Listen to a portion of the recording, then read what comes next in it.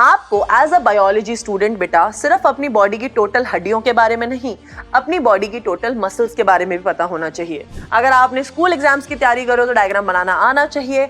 अगर आप नीट की तैयारी कर रहे हो बेटा तो आपको इन सारी लेयर्स के नाम और इस डायग्राम के बारे में पता होना चाहिए। 10 + 2 12, 13 एंड 14, तो टोटल बेटा 14 बोन्स होती हैं। हमने एक्सियल स्केलेटन कर लिया है जिसमें आपका स्कल, आपकी रिब्स, स्टर्नम और आपका वर्टिब्रल कॉलम हो गया है। मसल्स बेटा आपकी बॉडी का 40 से 50% वजन बनाती हैं। Hello everyone, welcome to the platform of Physics Wala. I'm your biology educator. My name is Dr. Arishit Ali. दिल से दीदी बुलाओ, दिल से मैम बुलाओ, दिल से बेस्टी बुलाओ, दिल से क्यूटी बुलाओ। तो आज हम करने वाले हैं हमारा क्लास 11th का ह्यूमन फिजियोलॉजी का चैप्टर लोकोमोशन एंड मूवमेंट। ठीक है, जहां पे आप अपने स्केलेटन की सारी हड्डियों के बारे में और अपनी बॉडी की मसल्स के बारे में जानेंगे। तो आइए इस चैप्टर को बेटा मैं पूरी कोशिश करूंगी कि जब आप ये वन शॉट देख रहे हैं आप तभी याद कर लेंगे। इसको मोस्ट इजीएस्ट फॉर्म में पढ़ाने की पूरी ट्राई करूंगी एंड क्वेश्चन भी हम साथ साथ में लगाएंगे। तो चलिए शुरुआत करते हैं आज के चैप्टर की। ठीक है, ये बेटा मेरा टेलीग्राम चैनल, आप लोग ज्वाइन कर सकते हैं फॉर कंटेंट, जहां पे मैं आप लोगों को इंपॉर्टेंट क्वेश्चंस की पीडीएफ, सारे वीडियोस के लिंक्स और हर चीज बताती हूँ। बेटा इस वन शॉट को हम पूरा चैप्टर कवर करेंगे। तो अगर किसी को ये गलतफहमी है कि मैम ये चैप्टर पूरा कवर नहीं होगा क्या, नहीं बेटा पूरा होगा। तो चलिए शुरुआत करते हैं दो शब्दों से, that is movement and locomotion, जो कि चैप्टर का नाम है। जैसे कि अगर मैं इधर खड़ी हूं, ताता थैया ताता थैया, तो बेटा ये मैं क्या कर रही हूं, मूवमेंट कर रही हूं। बट लोकोमोशन क्या होता है? लोकोमोशन भी बेटा एक तरीके का मूवमेंट है। मैं अगर अपनी जगह एक जगह से दूसरी जगह बदल रही हूं, मैं अपनी पोजीशन चेंज कर रही हूं, अपनी लोकेशन चेंज कर रही हूं, ये भी एक तरीके का मूवमेंट ही है। But this type of movement in which position changes is called as locomotion. तो मूवमेंट क्या है? आपने कोई भी पोस्चर में बदलाव किया, ये भी मूवमेंट है, ये भी एक मूवमेंट है, मैं चल रही हूं। बट जब पोजीशन चेंज होने वाला मूवमेंट होता है उसे हम कहते हैं locomotion. Any movement that leads to change in position is called as locomotion. तो एक बहुत ही प्यारी जो लाइन है आपकी एनसीईआरटी बेटा कहती है, और ये जो लाइन है इसके ऊपर आपकी असर्शन रीजनिंग पर क्वेश्चन भी पूछा जाता है कि यार लोकोमोशन एक टाइप का मूवमेंट है। तो हम कह सकते हैं हर locomotion, all locomotion are movement. Yes, सारे लोकोमोशन एक तरीके का मूवमेंट है। मैं इधर से इधर आऊं, इधर से आगे आऊं, इधर से पीछे आऊं, ये सारे लोकोमोशन मूवमेंट है, are movement. But all movements are not locomotion. जैसे ये मूवमेंट, ये लोकोमोशन नहीं है क्योंकि मैं एक ही जगह पे खड़ी हूं, पर ये मूवमेंट है, पर ये लोकोमोशन नहीं है। ठीक है, फिर आते हैं बेटा अलग अलग types of movement, that is amoeboid movement, ciliary movement, muscular movement. तो यहां पे मैं अब आपको बताती हूं अमीबॉइड मूवमेंट। अमीबॉइड मूवमेंट क्या होता है? अमीबा जैसा मूवमेंट, जैसे अमीबा चलता है। तो ऐसा मूवमेंट हमारी बॉडी में कौन करता है? बेटा हमारी बॉडी में होते हैं सेल्स, जैसे डब्ल्यूबीसी और macrophage, just like amoeba forming protoplasmic extension. जैसे प्रोटोप्लाज्मिक एक्सटेंशन क्या बनाता है? ये अपने पैरास्यूडोपोडिया। ठीक है, तो भाई इसी तरीके से जैसे आपका ये अमीबा है बेटा, जैसे आपका ये अमीबा जैसे अपनी प्रोटोप्लाज्मिक एक्सटेंशंस बनाता है, ऐसे ही बेटा आपके कुछ डब्ल्यूबीसीज होते हैं। ठीक है, आपके कुछ डब्ल्यूबीसी होते हैं जो इसी तरीके का मूवमेंट शो करते हैं, which is called as amoeboid movement. तो याद रखेंगे अमीबॉइड मूवमेंट बेटा आपके डब्ल्यूबीसी या मैक्रोफेजेस दिखाते हैं। फिर आता है बेटा सिलियरी मूवमेंट।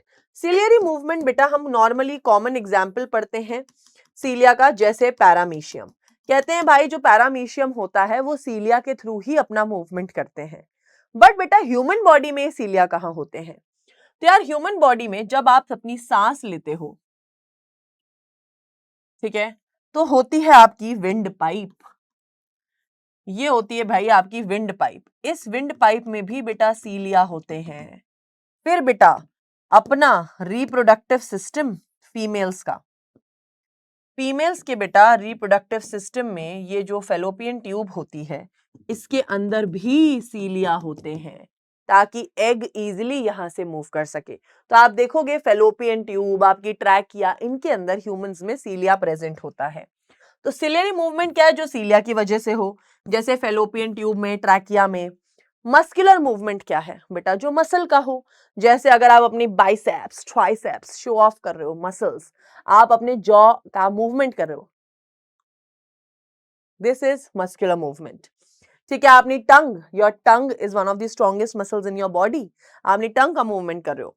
तो बेटा ये जो एग्जाम्पल्स हैं 3 तरीके के मूवमेंट। एक और मूवमेंट होता है बेटा जो ह्यूमन स्पर्म शो करते हैं, स्पर्मेटोजोआ शो करते हैं, दैट इज फ्लैजुलर मूवमेंट। क्योंकि बेटा स्पर्म की जो पूंछ होती है that is a flagella and it shows flagellar movement.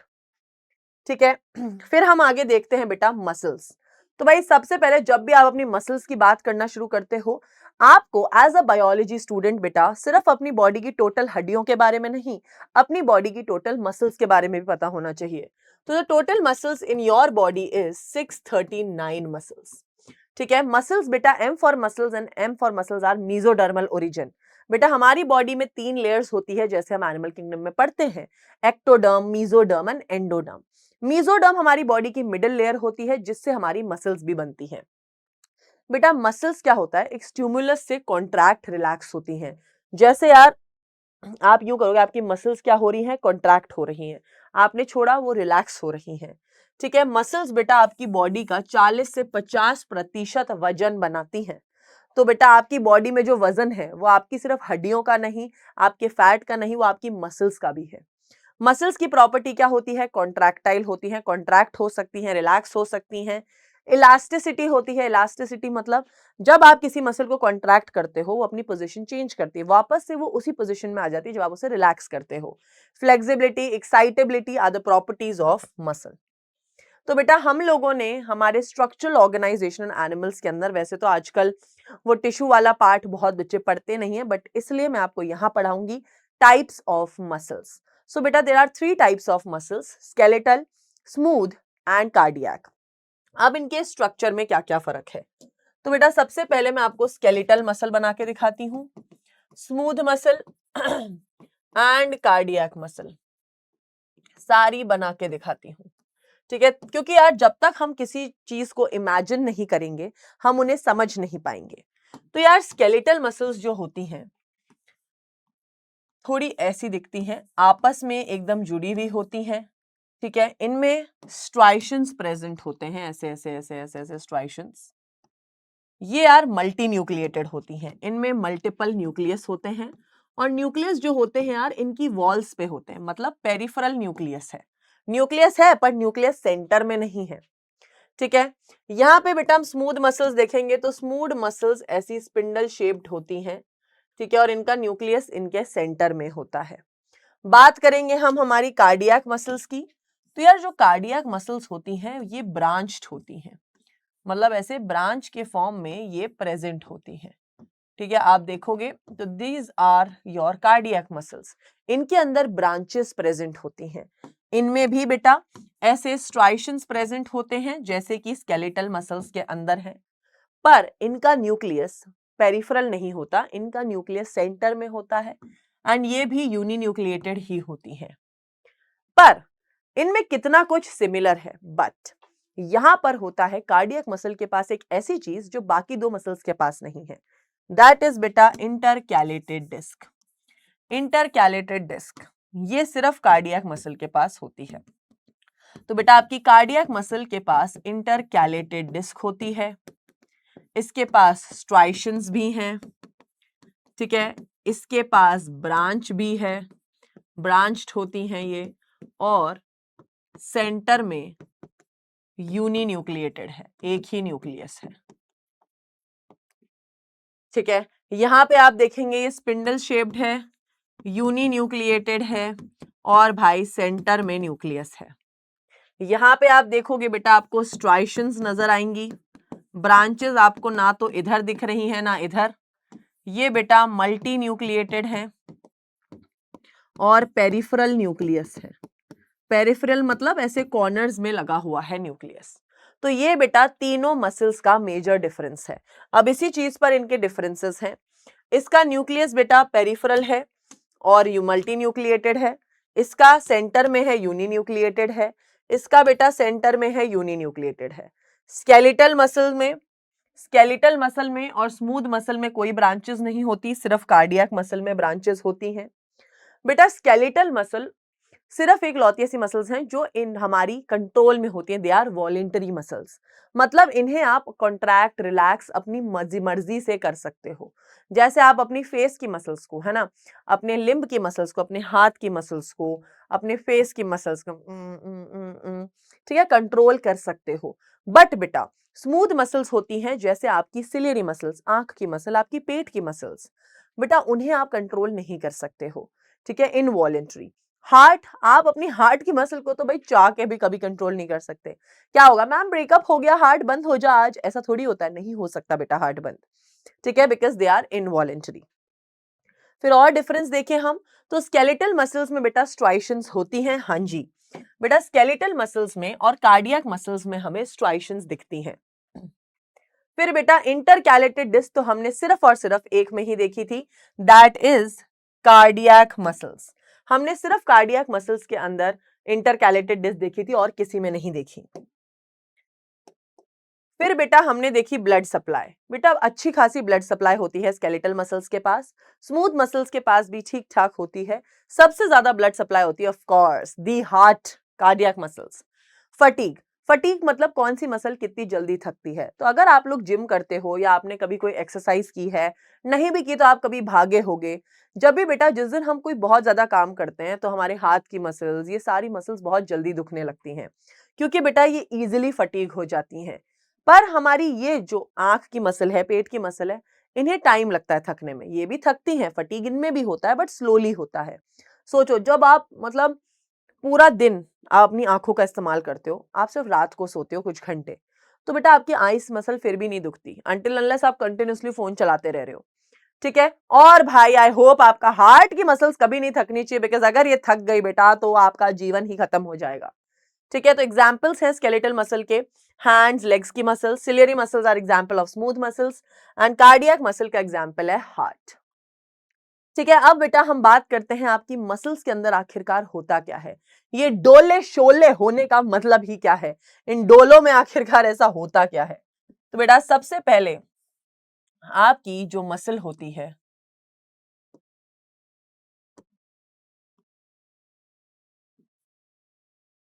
तो भाई सबसे पहले होती है बेटा आपकी मसल। मसल के अंदर होते हैं बेटा मसल बंडल्स, जिन मसल बंडल्स को आप लोग कहते हो, दिस इज अ मसल,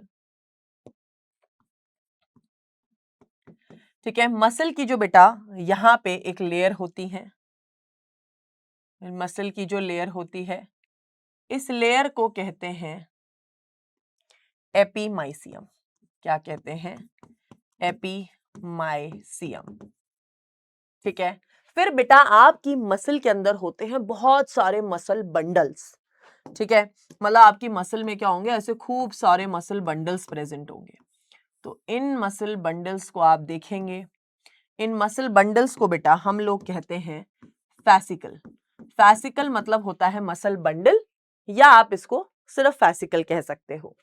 इसके ऊपर भी बेटा लेयर होती है, इनके ऊपर भी एक कवरिंग होती है, जिस कवरिंग को बेटा हम लोग कहते हैं पेरीमाइसियम।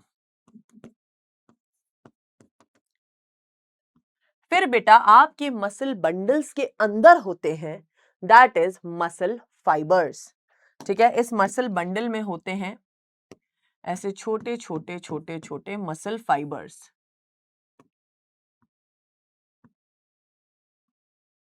क्या होते हैं इसके अंदर, मसल फाइबर्स।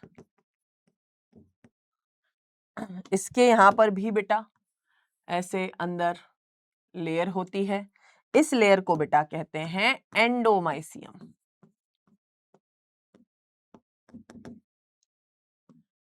फिर मैम इन मसल फाइबर्स के अंदर क्या होता है, बेटा इन मसल फाइबर्स से निकलते हैं दैट इज बहुत सारे मायोफिलामेंट्स। क्या निकलते हैं, बहुत सारे मायोफिलामेंट, छोटे छोटे फिलामेंट्स, ठीक है। इनमें क्या होते हैं, मायोफिलामेंट्स। इस तरीके से बेटा कि अगर आप देखना चाहोगे तो मैं आपको दिखाती हूँ, ये है बेटा आपकी मसल, इस मसल में है बहुत सारे मसल बंडल्स जिन्हें कहते हैं fascicles.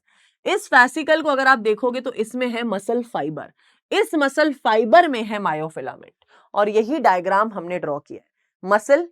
Muscle fibre, sorry muscle bundle, muscle fibre and myofilament. Muscle की कवरिंग क्या थी? Epimysium, perimysium, endomysium. ठीक है, यही चीज बेटा हमने अभी जस्ट पढ़ी। ठीक है, तो ये इसी सीक्वेंस में होता है, इसी सीक्वेंस में आपको पढ़ना है। अब बेटा, अब इस चीज को अगर मैं ऐसे कट करके ड्रॉ करूं, इन शॉर्ट, अब मैं इस चीज को ऐसे क्रॉस सेक्शन में ड्रॉ कर रही हूं, तो बेटा हम लोग ड्रॉ करते हैं।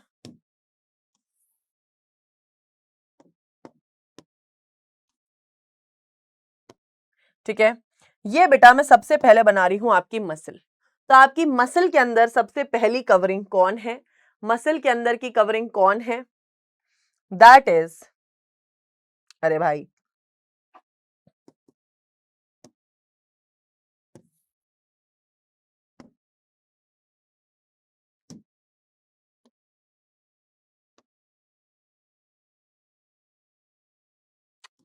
हमें बेटा बहुत ही इक्वल साइजिंग करनी पड़ेगी इन चीजों की।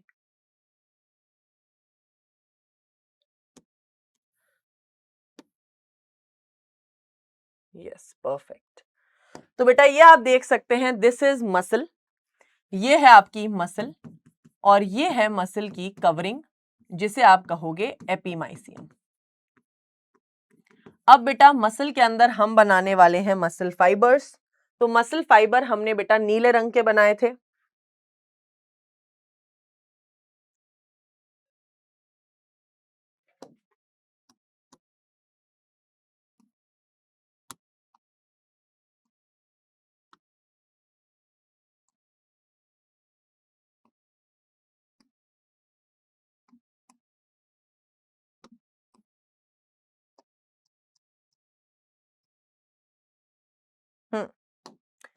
इनके अंदर इसकी जो कवरिंग हमने किस लेयर की बनाई थी? पिंक।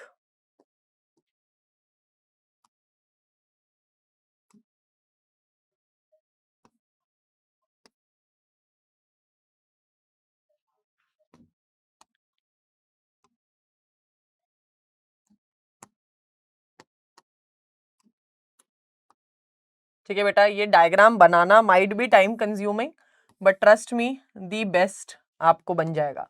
तो दिस इज बेटा मसल बंडल, जिसको आप कह सकते हो फैसिकल, और बेटा इसकी जो कवरिंग है दैट इज पेरीमाइसियम। फिर बेटा ये जो मसल बंडल्स होते हैं ये एक दूसरे से कनेक्टेड होते हैं। ठीक है, ये एक दूसरे से ऐसे कनेक्टेड होते हैं through a collagenous connective tissue called as fascia. ठीक है, ये क्या होते हैं? एक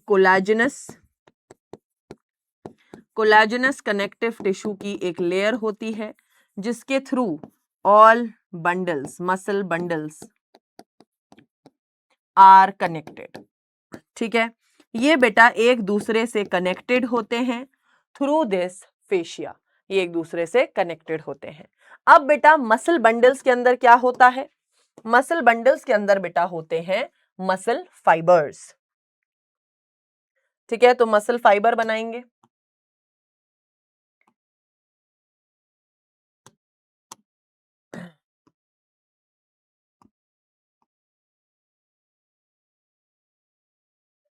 मैं एक एक ही बना देती हूं अभी, वैसे बहुत सारे होते हैं बट मैं अभी एक एक ही बना रही हूं। इसके अंदर की लेयर बना देते हैं, इसकी जो लेयर अंदर से,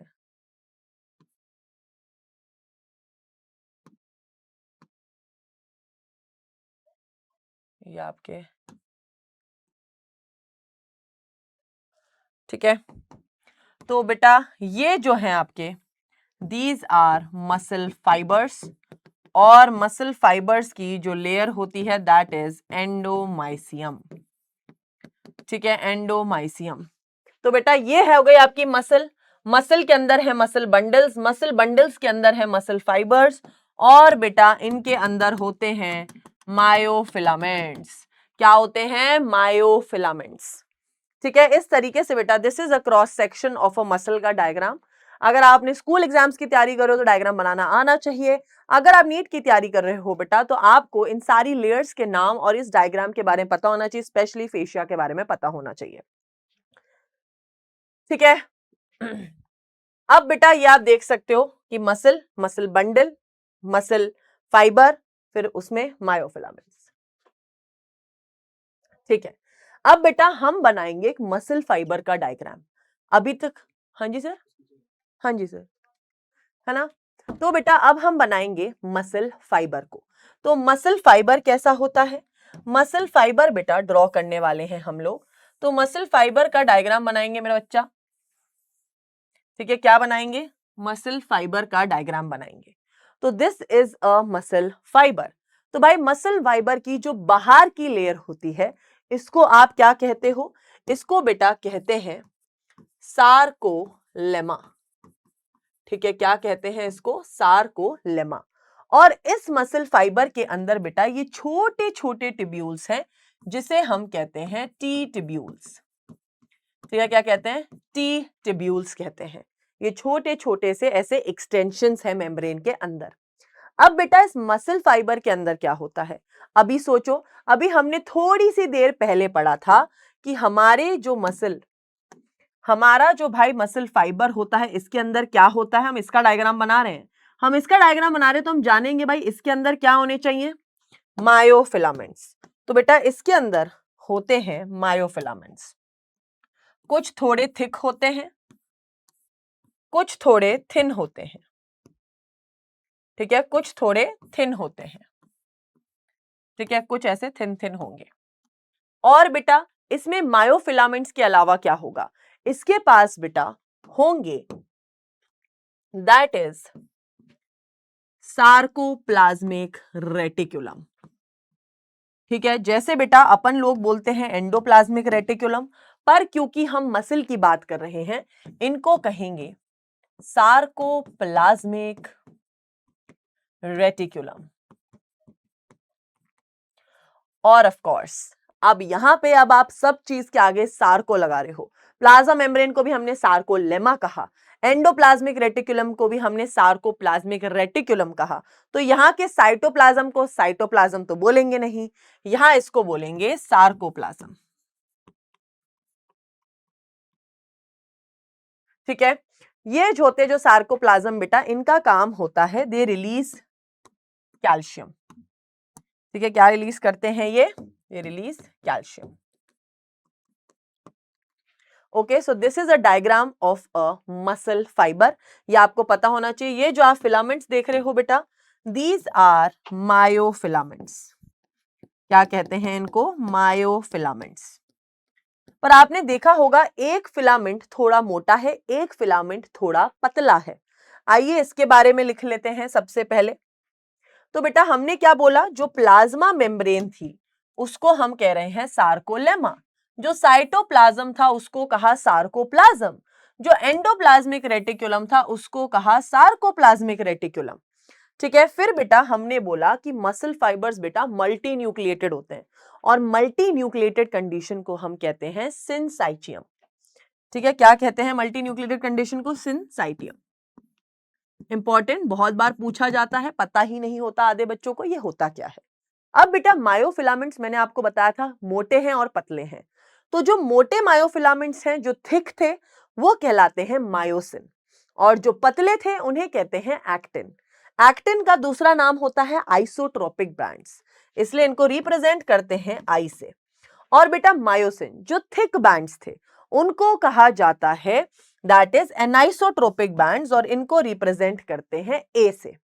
ठीक है, बहुत बच्चे बेटा इस ए के रिप्रेजेंटेशन को एक्टिन समझ लेते हैं। नहीं बेटा, दिस इज मायोसिन, क्योंकि मायोसिन का दूसरा नाम है एनाइसोट्रोपिक बैंड। तो बेटा प्लीज इस ए को एक्टिन ना समझ लेना, राइट। अब बेटा हम डिस्कस करेंगे कि यार इनका असली यूजेज, आप मैम ये क्यों पढ़ा रही हो हमें आई बैंड ए बैंड। तो यार अब आपकी मसल्स के अंदर क्या होता है, तो हम पहला डायग्राम बनाएंगे जब मसल्स बेटा रिलैक्स्ड स्टेट में है। तो जब आपकी मसल्स बिल्कुल एकदम रिलैक्स स्टेट में है, कोई कॉन्ट्रैक्शन नहीं हो रहा है, तो वो कैसी दिखेंगी? तो बेटा अरे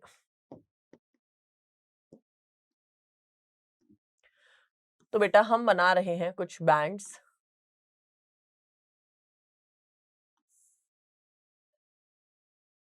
ठीक है।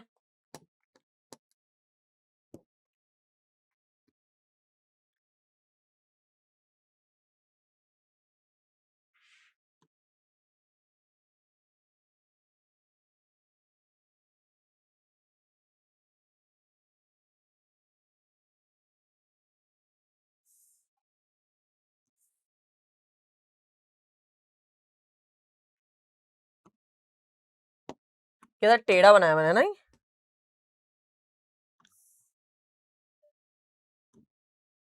वाह, कुछ चीजें तो भाई बेटा टेढ़ी हैं तो अब उसको आप टेढ़ा ही इमेजिन करेंगे, ठीक है।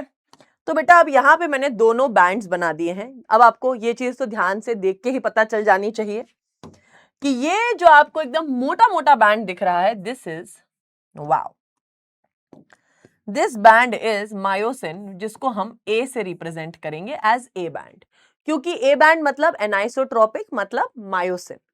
और बेटा जो आप ये देख रहे हो ब्लू कलर का, ये जो पतला दिख रहा है, this is called as I band. इसे आई बैंड क्यों कहेंगे? क्योंकि आइसोट्रोपिक बैंड एक्टिन बैंड है। अब बेटा इनके बीच में एक सेंटर की लाइन है, इमेजिनरी लाइन बना रहे हैं हम, ठीक है। तो सेंटर से बेटा पास होगी अब लाइन, इसके भी सेंटर से पास कर देंगे लाइन, और इसके भी सेंटर से पास कर देते हैं लाइन, ठीक है। तो बेटा जो इसके सेंटर से लाइन पास हुई है, इस लाइन को हम कहेंगे एम लाइन।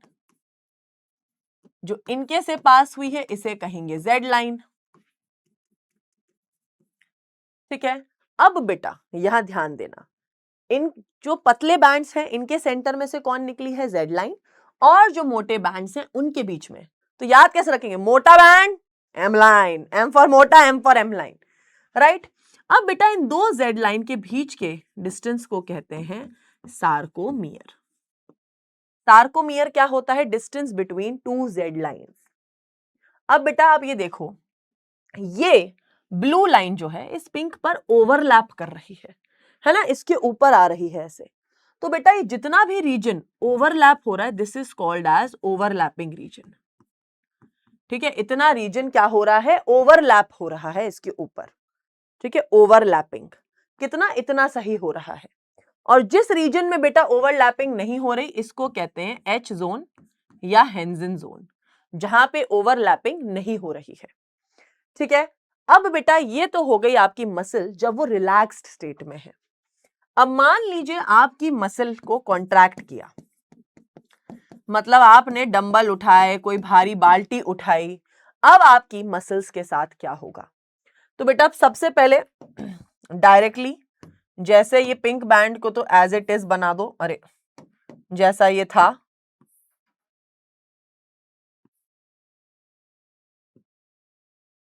एकदम जैसे ये थे वैसे ही एग्जैक्टली पिंक बैंड्स को बना दो। ब्लू बैंड्स को बेटा पतला बनाया था, बट अब इस बार जब बेटा मसल कॉन्ट्रैक्शन होता है तो ये ये वाइट, ये जो ब्लू बैंड है, ये थिन बैंड, ये बेटा बहुत पास आ जाते हैं, ठीक है। आप देख पा रहे होंगे,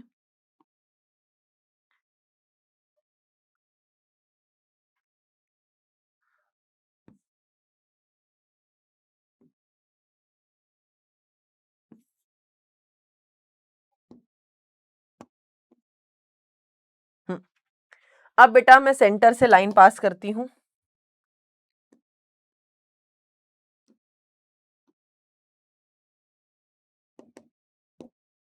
सेंटर से लाइन पास करते हैं एम लाइन, ठीक है, जेड लाइन। अब आप देखो बेटा जेड लाइन थोड़ी अंदर की तरफ आ गई, अरे जैसे ही बेटा मसल कॉन्ट्रैक्ट हुई, जेड लाइन अंदर की तरफ आ गई।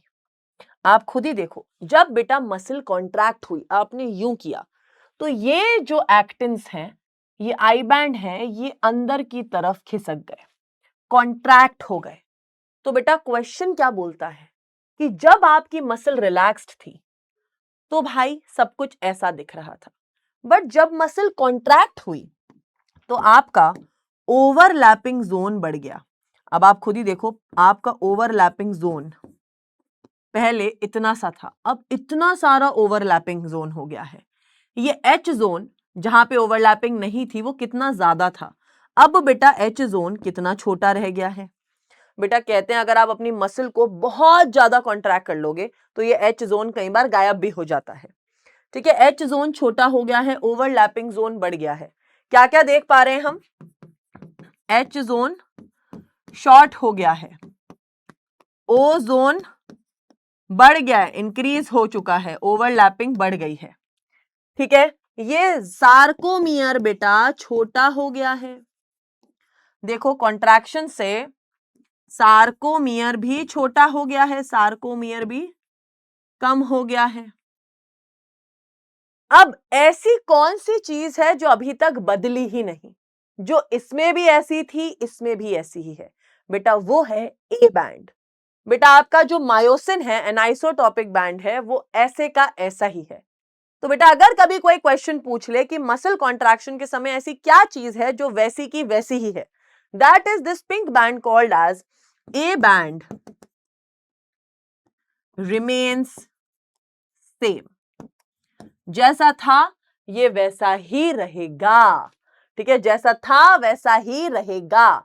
This is called as anisotropic band, और ये ऐसा है और ऐसा ही रहेगा। क्लियर है? देख लिया आपने। ठीक है, ये आपका ए बैंड था, ये आपके आई बैंड था। ओके, इससे कहते हैं मसल कॉन्ट्रैक्शन। अब अगर मैं आपको इस चीज को दिखाऊं तो सार्कोमेयर कम हो गया, ओ जोन बढ़ गया, एच जोन घट गया, आई बैंड भी कॉन्ट्रैक्ट हो गया, A band unchanged. A band ऐसा का ऐसा ही रहता है, रिमेन सेम। इंपॉर्टेंट पॉइंट, ये ऐसा का ऐसा ही रहता है। ठीक है, तो बेटा ये होता है मसल कॉन्ट्रैक्शन। तो अब आपने जितनी भी चीजें मसल कॉन्ट्रैक्शन में पढ़ी, sarcomere, Z line, I band, ठीक है, ए बैंड, जेड लाइन, ठीक है, हर चीज के बारे में एक बार इंफॉर्मेशन देख लेते हैं। सार्कोमियर क्या होता है बेटा? Distance between two Z lines. जब भी हम बात कर रहे थे दो जेड लाइन के बीच का डिस्टेंस, यही होता है सार्कोमियर। ठीक है, टू सक्सेसिव जेड लाइन का डिस्टेंस। जेड लाइन क्या है भाई? एक thin filament is attach to an elastic membrane, एक फिलामेंट जो पास हो रहा है बेटा। आई बैंड क्या है? आई बैंड बेटा लाइट बैंड है, जो लाइट कलर का दिखता है माइक्रोस्कोप में। बेटा उसे लाइट क्यों कहा गया है? क्योंकि वो हल्के रंग का दिखता है माइक्रोस्कोप में। इसको डार्क क्यों कहा गया? क्योंकि ये डार्क दिखता है माइक्रोस्कोप में। तो बेटा आई बैंड क्या है? लाइट दिखता है, ये थिन फिलामेंट है। जेड लाइन क्या है बेटा? जो पास हो रही है through the centre of I band. ठीक है, ये कुछ गड़बड़ दे रखा है। अगर जेड लाइन यहां दे रखी है तो दिस इज समथिंग, तो आप इस चीज को यहां से रिमूव कर दीजिए।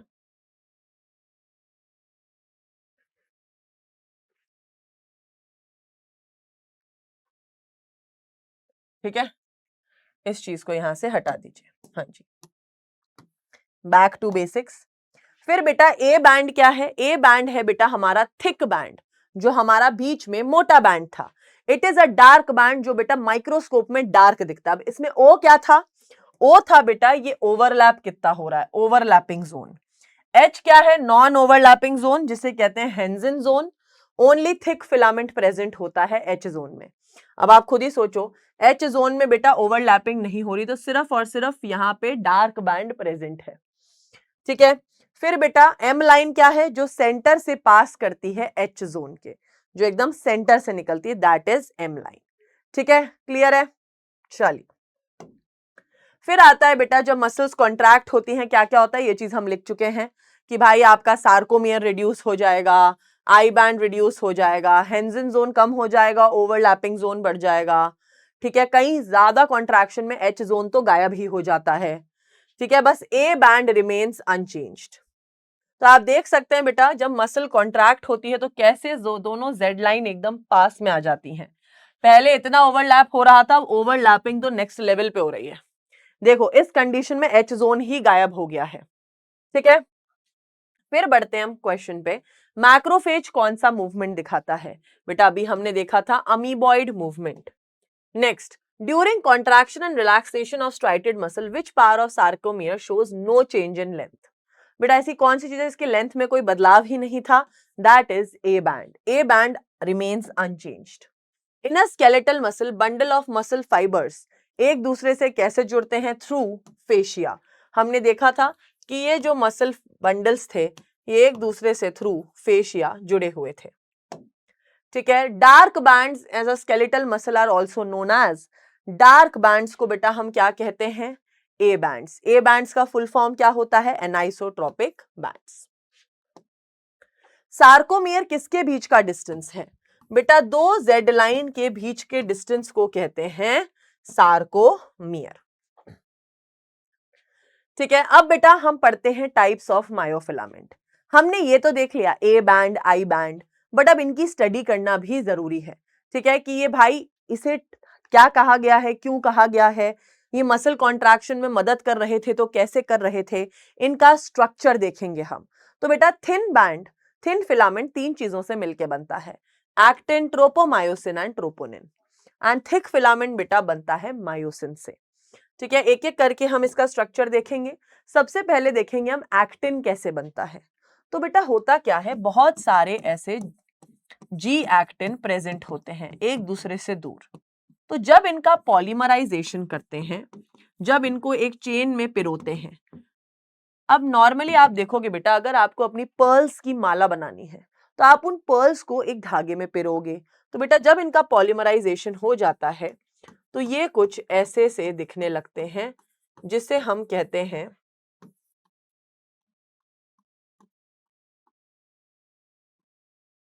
विच is called as F actin, या आप इसको कह सकते हो फिलामेंटस एक्टिन। ये सारे जुड़ गए एक दूसरे से, ठीक है। This is the structure of actin. अब बेटा ये देखा आपने सारे जी एक्टिन होते हैं, इनका पॉलीमराइजेशन हो जाता है तो जुड़ जाते हैं और बनाते हैं एफ एक्टिन। अब बेटा ये सारे एफ, ये मोतियों को मैंने एक साथ रख तो दिया, पर इन मोतियों को बेटा, इन मोतियों में से, अरे इन मोतियों में से बेटा एक धागा निकलता है जिस धागे को हम कहते हैं ट्रोपोमायोसिन। इनमें से क्या निकलता है? ये धागा निकलता है बेटा which is called as tropomyosin, ठीक है। तो filamentous structure which wraps around the actin, ये जो फिलामेंट निकल रहा है एक्टिन में से, ये आप देख रहे हो ये कैसे रैप हो रहा है, दिस इज बेटा ट्रोपोमायोसिन। तो इस एक्टिन के ऊपर ना ये ऐसे ऐसे ऐसे ऐसे लिपटा होता है, दिस इज ट्रोपोमायोसिन। अब बेटा तीसरा थिन फिलामेंट आता है विच इज ट्रोपोनिन। ट्रोपोनिन का जो स्ट्रक्चर होता है बेटा कुछ ऐसा होता है, एकदम ऐसे 3D स्ट्रक्चर, ठीक है। ऐसे तीन बॉल्स से बना होता है जिसमें होती है टीपीटी, टीपीआई एंड टीपीसी। तो बेटा टीपीटी होता है ट्रोपोनिन जो ट्रोपोमायोसिन से बाइंड करेगा, जो कैल्शियम से बाइंड करेगा, दैट इज ट्रोपोनिन सी।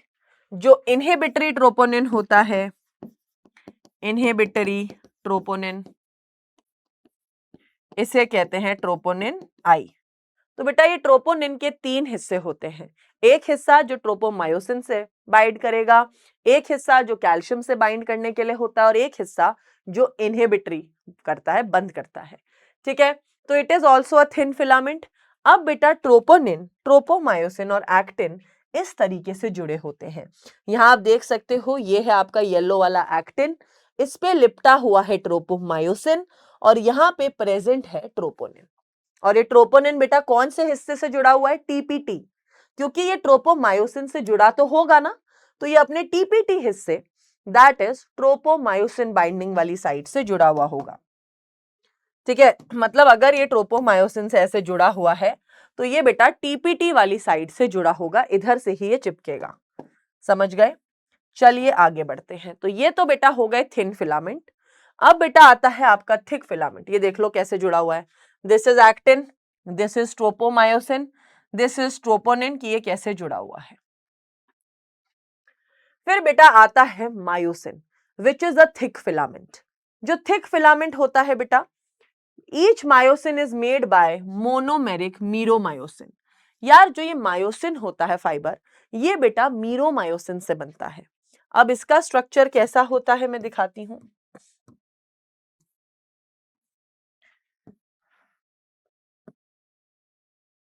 ठीक है, कुछ ऐसा सा दिखता है ये, like this is the head, this is the short arm and this is the tail. ये इसका स्ट्रक्चर होता है बेटा।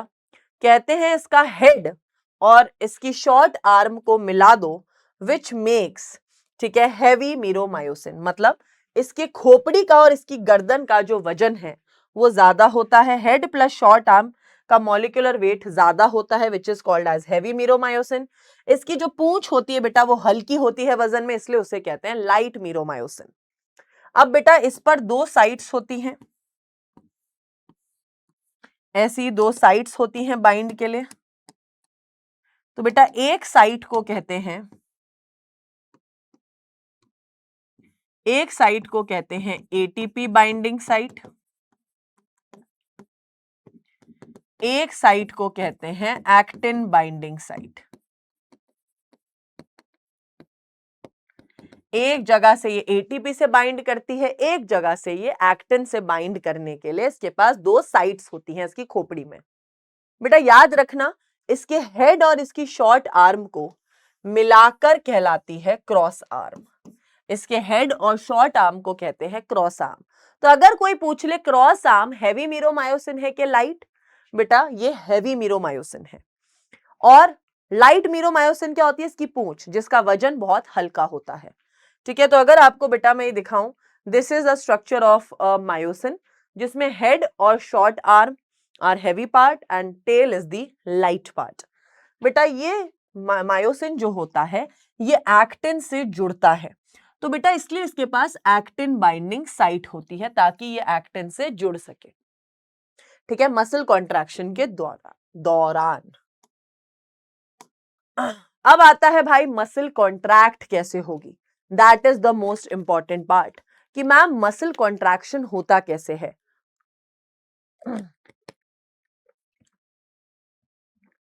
आप में से बहुत लोगों को यह लगता होगा कि मैम मसल कॉन्ट्रैक्शन तो अभी हमने पढ़ा था कि ए बैंड वैसा का वैसा ही रहता है, जेड लाइन छोटी हो जाती है, सार्कोमेयर छोटा हो जाता है।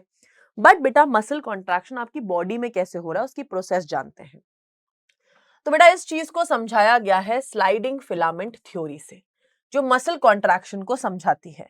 उसको पढ़ने से पहले आपको एनएमजे न्यूरोमस्कुलर जंक्शन के बारे में जानना जरूरी है। तो बेटा होता क्या है, ये है आपकी muscle, this is your muscle fibre.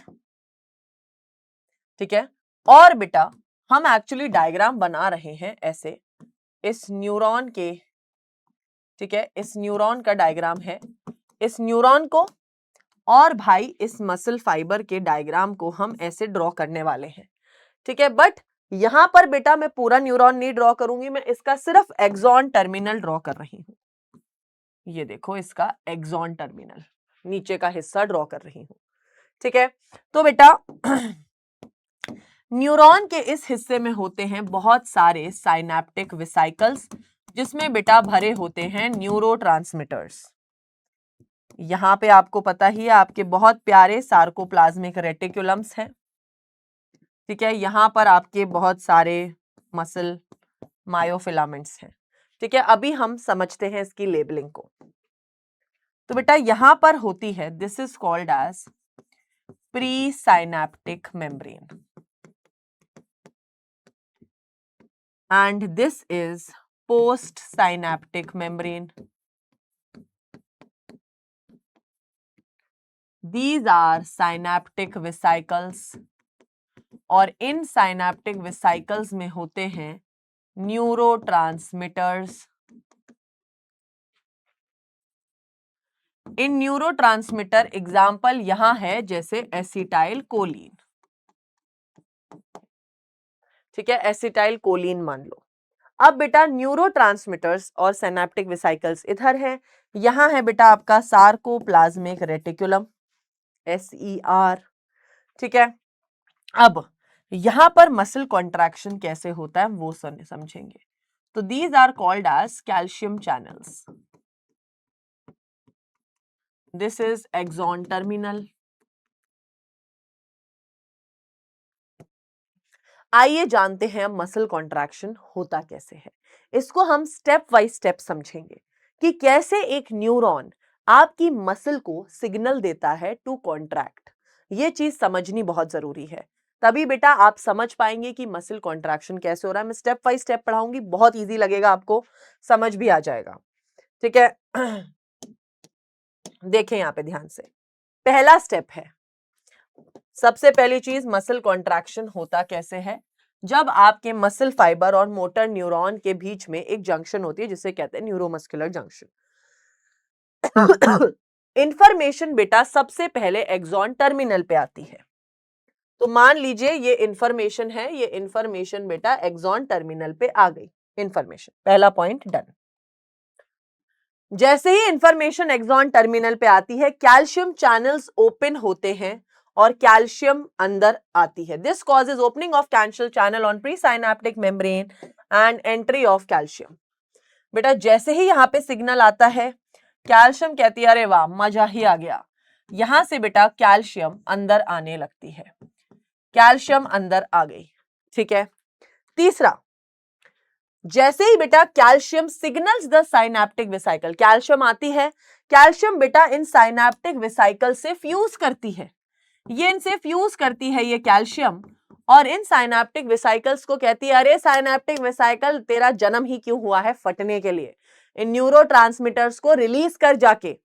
तो बेटा क्या है next step, calcium signals the synaptic vesicles to fuse to the pre synaptic membrane and cause exocytosis of acetyl choline in the synaptic cleft.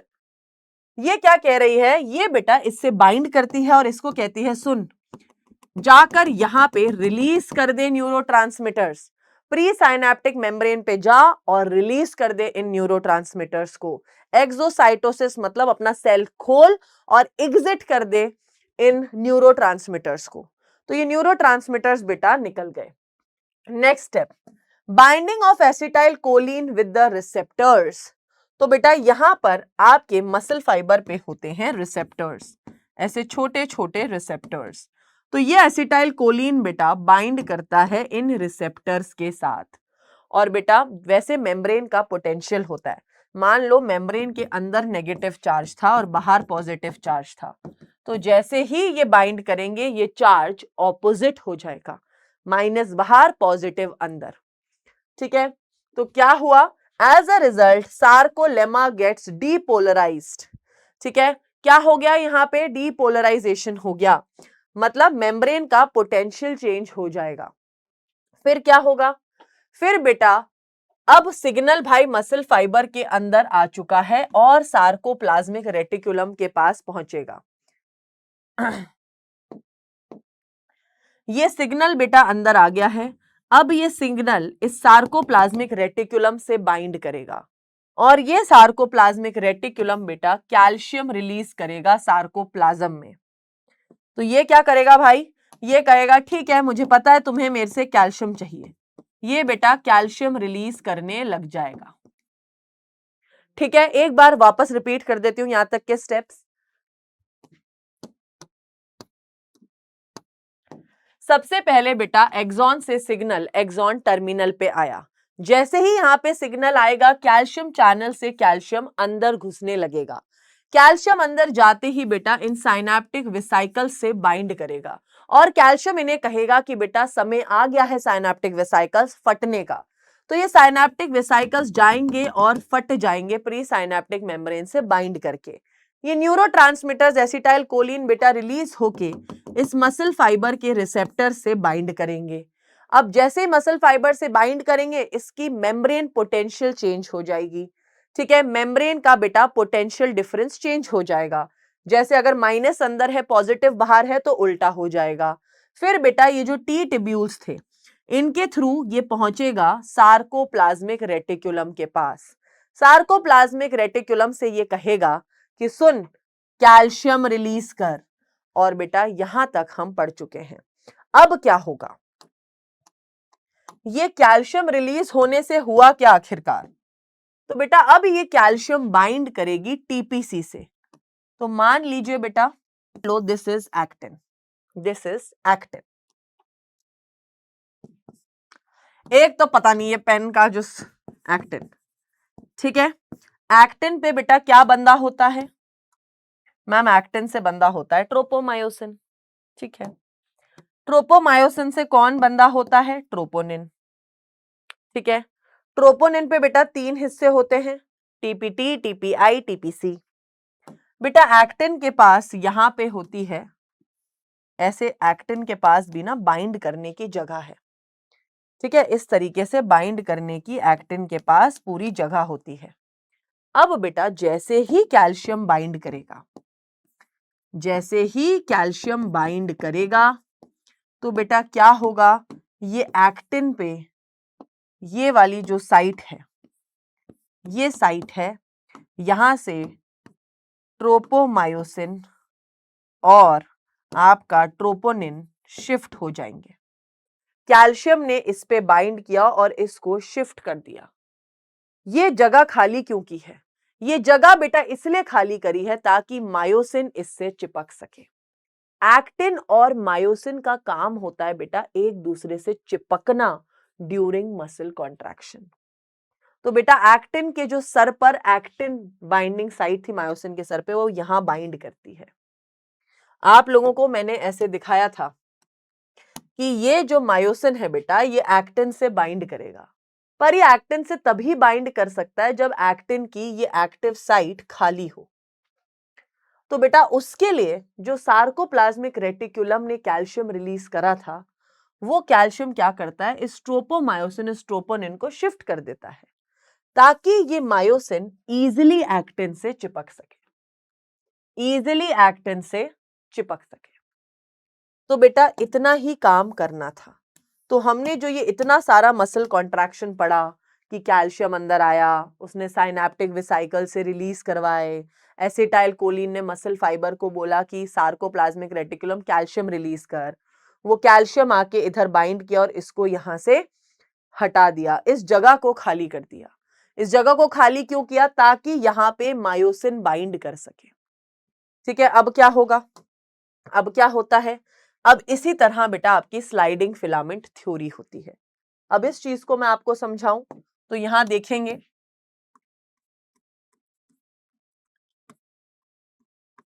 एक बार मुझे आपका ये एक्टिन बनाना पड़ेगा यहां पे।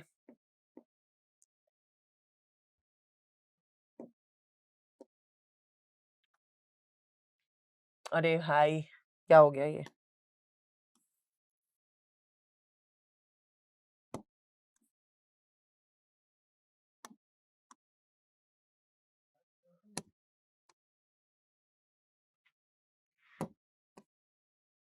अरे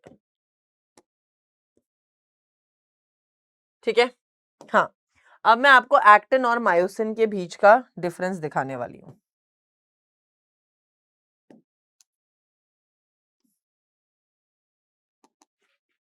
हाँ, तो बेटा ये रहा आपका मायोसिन।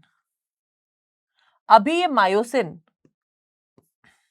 कितना मोटा, ऐसे भैंसड़ा मायोसिन बनाया ना मैंने। तो बेटा अभी ये है आपका actin, this is actin and this is myosin. अभी यार ये एक्टिन और मायोसिन एक दूसरे से बाइंड नहीं करे हुए। मैम इसका कोई रीजन कि ये एक दूसरे से बाइंड नहीं किए? क्योंकि बेटा अभी यहां पर एटीपी है। जब तक बेटा एटीपी रहता है ये बाइंड नहीं करते। अब बेटा पहली चीज होती है एटीपी हाइड्रोलिसिस। एटीपी हाइड्रोलिसिस का मतलब होता है बेटा एटीपी अब टूटेगा, किसमें? एडीपी और पीआई में। तो बेटा जैसे ही ये टूटता है,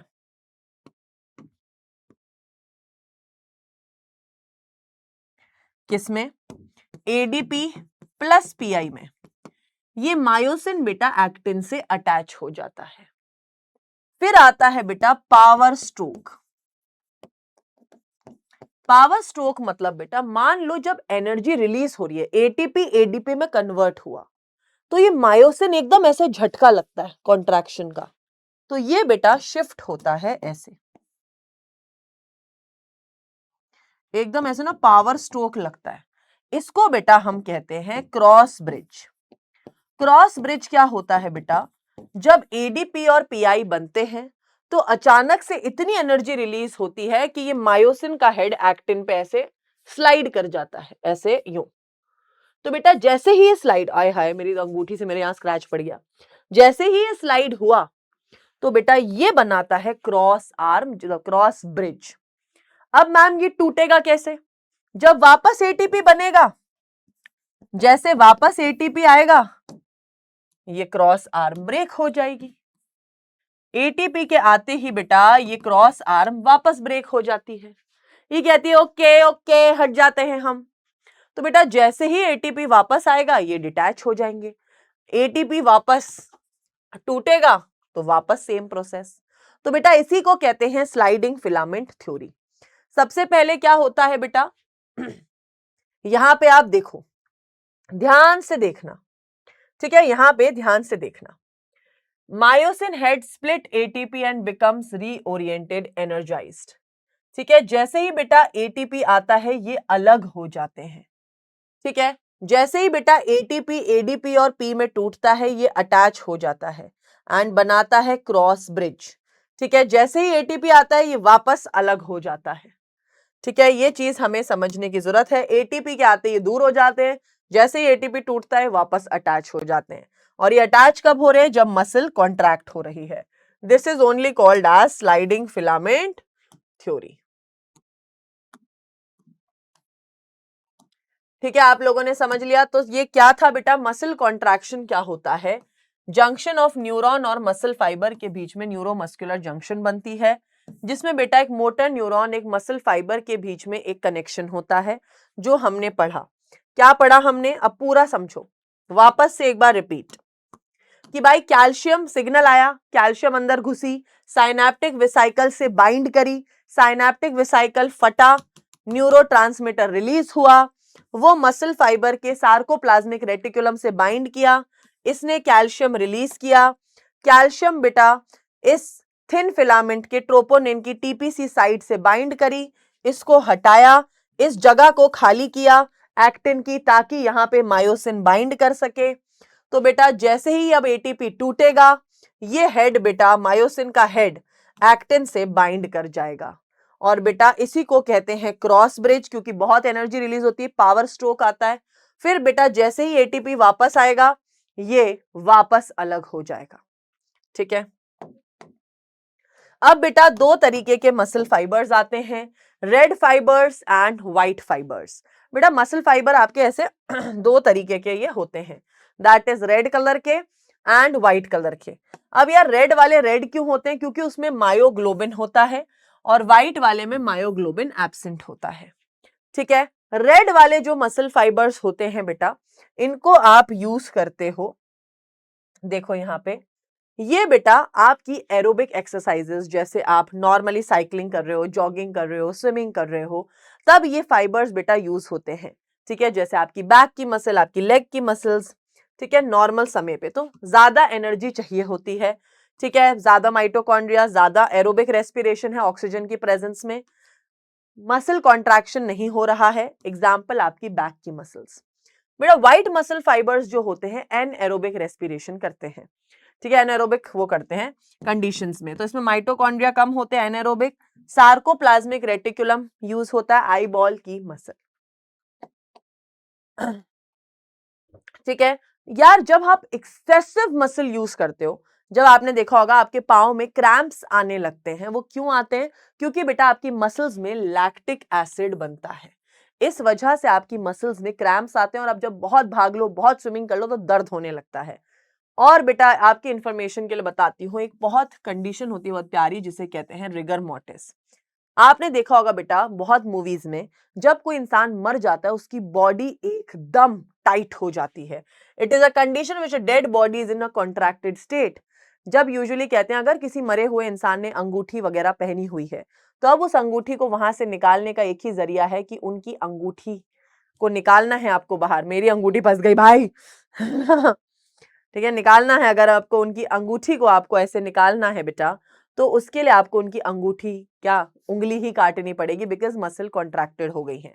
मसल अब रिलैक्स नहीं होंगी।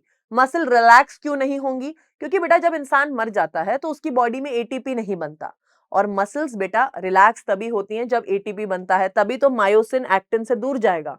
अब मर गया इंसान, एटीपी नहीं बनेगा तो ये मायोसिन एक्टिन से चिपका हुआ है, बॉडी कॉन्ट्रैक्टेड स्टेट में है, आप कुछ नहीं कर सकते। This condition is called as rigor mortis. Which of the following is not a part of thin filament? बेटा मायोसिन हमारा थिक फिलामेंट है। The monomeric protein which polymerises to form myosin is? बेटा जब मायोसिन को बनाने वाला protein कौन सा है? That is meromyosin. Select the correct option. Heavy जो होता है आपका हैवी मीरोमायोसिन किससे बनता है? बेटा टेल तो लाइट मीरोमायोसिन है, हैवी मीरोमायोसिन बनता है हेड और शॉर्ट आर्म से, इससे और इस आर्म से। ये पूंछ तो हल्की होती है, तो इस रीजन से बेटा हैवी मीरोमायोसिन बनता है। बेटा एटीपी बाइंडिंग साइट किसके पास होती है? बेटा वो होती है आपके मायोसिन के पास। ठीक है, यहां पे हमने एटीपी और एक्टिन बाइंडिंग साइट पढ़ी थी। ड्यूरिंग मसल कॉन्ट्रैक्शन बेटा स्केलेटल मसल्स पे कैल्शियम किससे बाइंड करता है? बेटा टीपीसी रीजन से बाइंड करता है। ठीक है, अब आ जाइए, अब हम शुरू कर रहे हैं। मसल वगैरह हो गई। अब यहां से यूजुअली सारे बच्चों का फेवरेट पार्ट शुरू हो जाता है, क्योंकि यार अब तो हमें स्केलेटल मसल पढ़नी है, मसल्स क्या बोन्स पढ़नी है, क्योंकि मसल्स तो पढ़ ली हमने।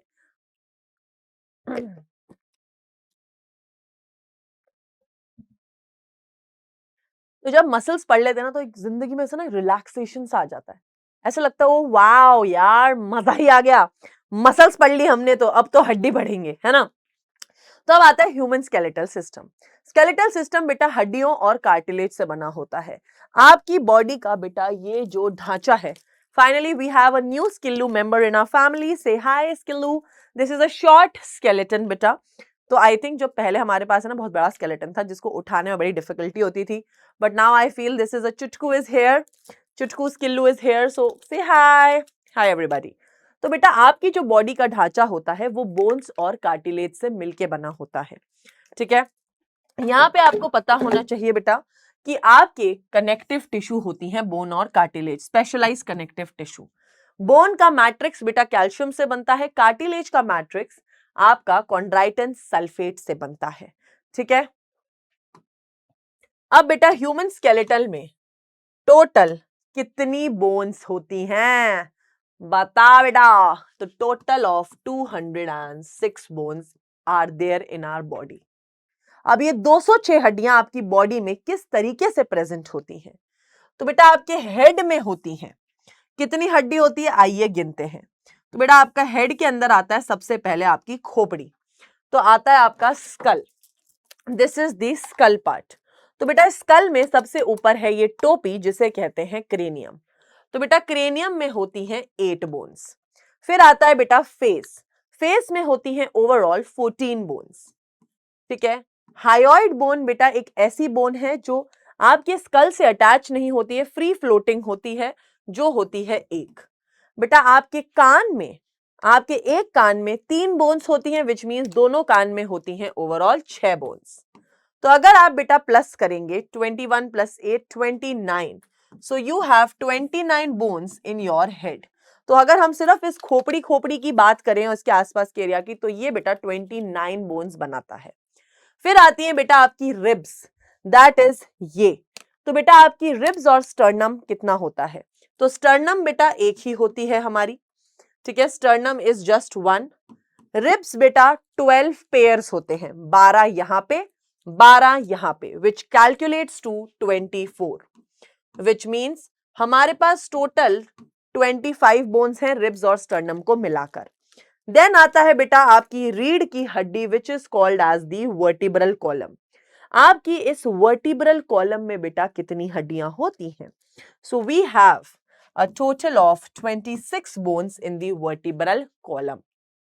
ठीक है, कैसे ये कैलकुलेशन बैठ रहा है ये मैं आपको बताऊंगी। तो अगर बेटा आप प्लस करोगे 26 प्लस 25 प्लस 29, तो यार अब मैथ्स आ जाती है वेयर आई स्टक। ठीक है, तो 9 plus 6 is 15, 15 plus 5 is 20, 1 2 3 4 that is 8। So we have total of 80 bones in your axial skeleton. Oh wow. We have total of 80 bones in the axial skeleton. मतलब आपकी खोपड़ी, ribs, sternum और आपका ये पीछे का वर्टिब्रल कॉलम मिलाकर we have total of 80 bones. इसी को बेटा एक्सियल स्केलेटन कहते हैं, आपकी रिब्स, आपकी खोपड़ी और आपके वर्टिब्रल कॉलम को मिला के। अब आता है बेटा, अब आती है बेटा आपका अपेंडिकुलर स्केलेटन। अपेंडिकुलर स्केलेटन बेटा बनता है आपकी हाथ की हड्डियों से और आपकी पांव की हड्डियों से। ठीक है, आपकी हाथ की हड्डियां और आपकी पांव की हड्डियां होती हैं लिम्ब बोन्स। तो बेटा total limb bones you have are 120 limb bones, 60 हाथ में, 60 पांव में। तो बेटा आपके इस हाथ में 30 हैं, इस हाथ में 30 हैं, विच कैलकुलेट्स टू 60 क्योंकि आपके दो हाथ हैं। इस टांग में 30 हड्डियां हैं, इस टांग में 30 हड्डियां हैं, विच कैलकुलेट्स टू 60। ठीक है, अब आती है बेटा गर्डल बोन्स। गर्डल बोन क्या होता है? एक है बेटा आपका ये कंधा, आपका ये कंधा बेटा जुड़ा हुआ है इधर की बोन से, एक ये रही कॉलर बोन और ये रही पीछे एक स्कैपुला। तो बेटा ये होता है आपका जहां आपका कंधा जुड़ा हुआ है, दिस इज पेक्टोरल गर्डल। ठीक है, यहां पर बेटा overall we have 4 bones and बेटा then comes this pelvic bone, this pelvic region. यहां बेटा 2 हड्डियां होती हैं which calculates to there are 6 girdle bones. तो बेटा 6 plus 120 मतलब 126 बोन्स होती हैं आपके अपेंडिकुलर स्केलेटन में।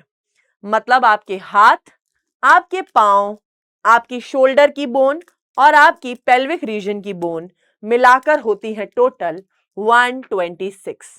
तो बेटा अगर अब आप 126 प्लस 80 करेंगे, अब आप 126 प्लस 80 करेंगे तो 206 हड्डियां होती हैं आपकी ह्यूमन बॉडी के अंदर। अब इन सारी हड्डियों को हम डिटेल में पढ़ेंगे।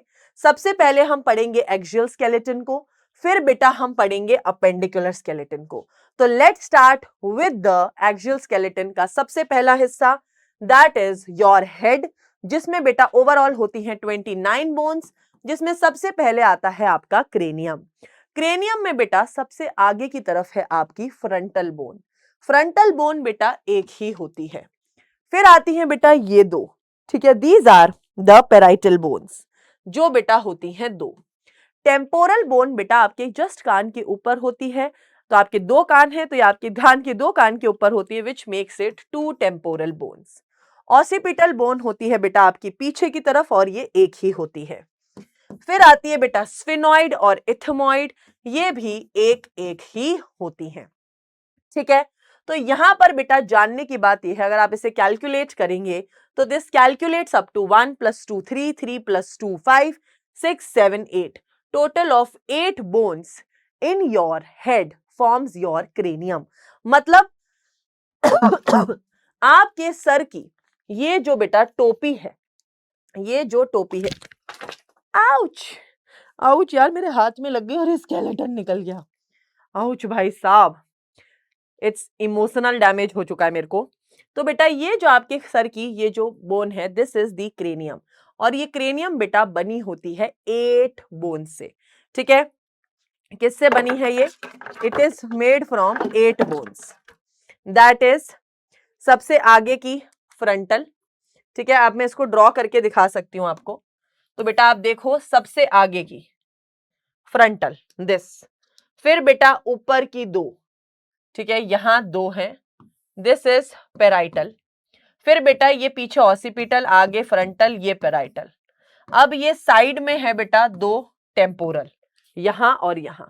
ठीक है, अब स्फिनॉइड और इथमॉइड बेटा आपको ऐसे नहीं दिखेगी, मैं उन्हें दिखाती हूं आपको। सो बेटा आपके क्रेनियम में ये रही आपकी स्फिनॉइड बोन और ये रही इथमॉइड बोन, ये एक एक ही होती हैं। ठीक है, क्या होती हैं ये आपकी? एक एक ही होती हैं। तो overall count which makes to your cranium is total of 8 bones.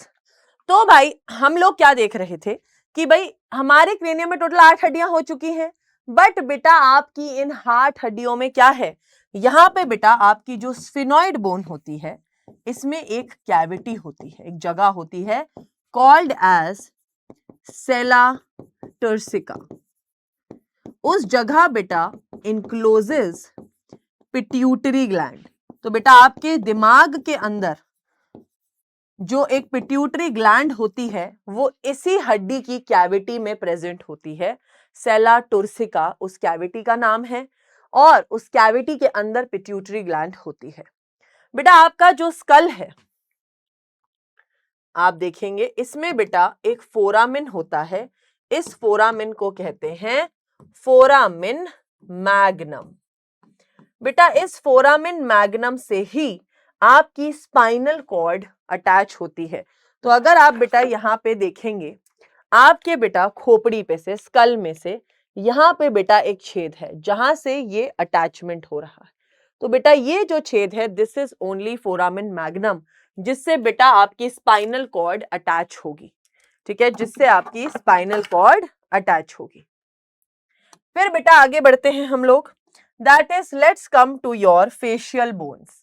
तो बेटा आपके फेस पे होती हैं ओवरऑल 14 बोन्स। ठीक है, आइए इन बोन्स को देखते हैं। सबसे पहले जो कॉमन कॉमन बोन्स हैं उनके बारे में जान लेते हैं। भाई हम सबको पता है हमारे मैग्जिला जो हमारा अपर जॉ है ये 2 हड्डियों से बना है, 1 और 2। तो बेटा आपकी मैग्जिला जो होती हैं ये 2 होती हैं। फिर बेटा जाइगोमैटिक बोन, ये आपकी चीक बोन्स, ये भी बेटा चीक की प्रोमिनेंस ये भी 2 होती हैं। फिर आती है बेटा लेक्राइमल बोन जिसे also called as orbital bone. ठीक है, लेक्राइमल बोन, तो बेटा ये भी 2 होती हैं।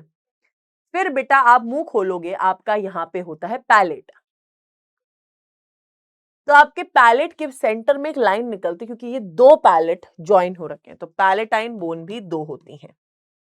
अब बेटा आपकी नेजल बोन, तो बेटा ये नेजल बोन जो आप देख रहे हो यहां पर ये 2 हैं। ठीक है, अब मैंडिबल क्या है, ये आपके नीचे का बेटा पूरा जुड़ा हुआ है। देखो फील करो, खुद की fingers low and you can touch it and feel कि ये पूरी एक ही बोन है, जिससे बेटा आपकी बहुत मस्त सी लोअर जॉ की जॉ लाइन आती है।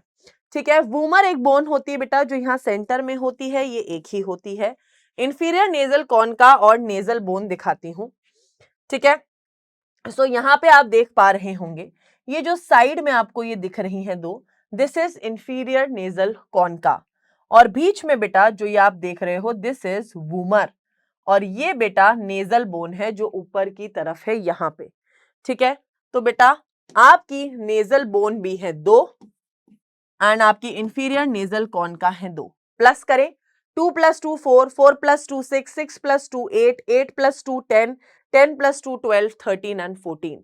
तो टोटल बेटा 14 बोन्स होती हैं, विच मीन सबसे पहली बेटा नेजल बोन जो आपकी एकदम ब्रिज ऑफ द नोज बना रहा है, देन बेटा maxilla which is the upper jaw, फिर zygomatic bone the prominence of the cheek, lacrimal bone which is the orbital bone, palate bone which is also 2, inferior nasal concha, ठीक है, and mandible बेटा आपकी एक bone and vomer एक bone.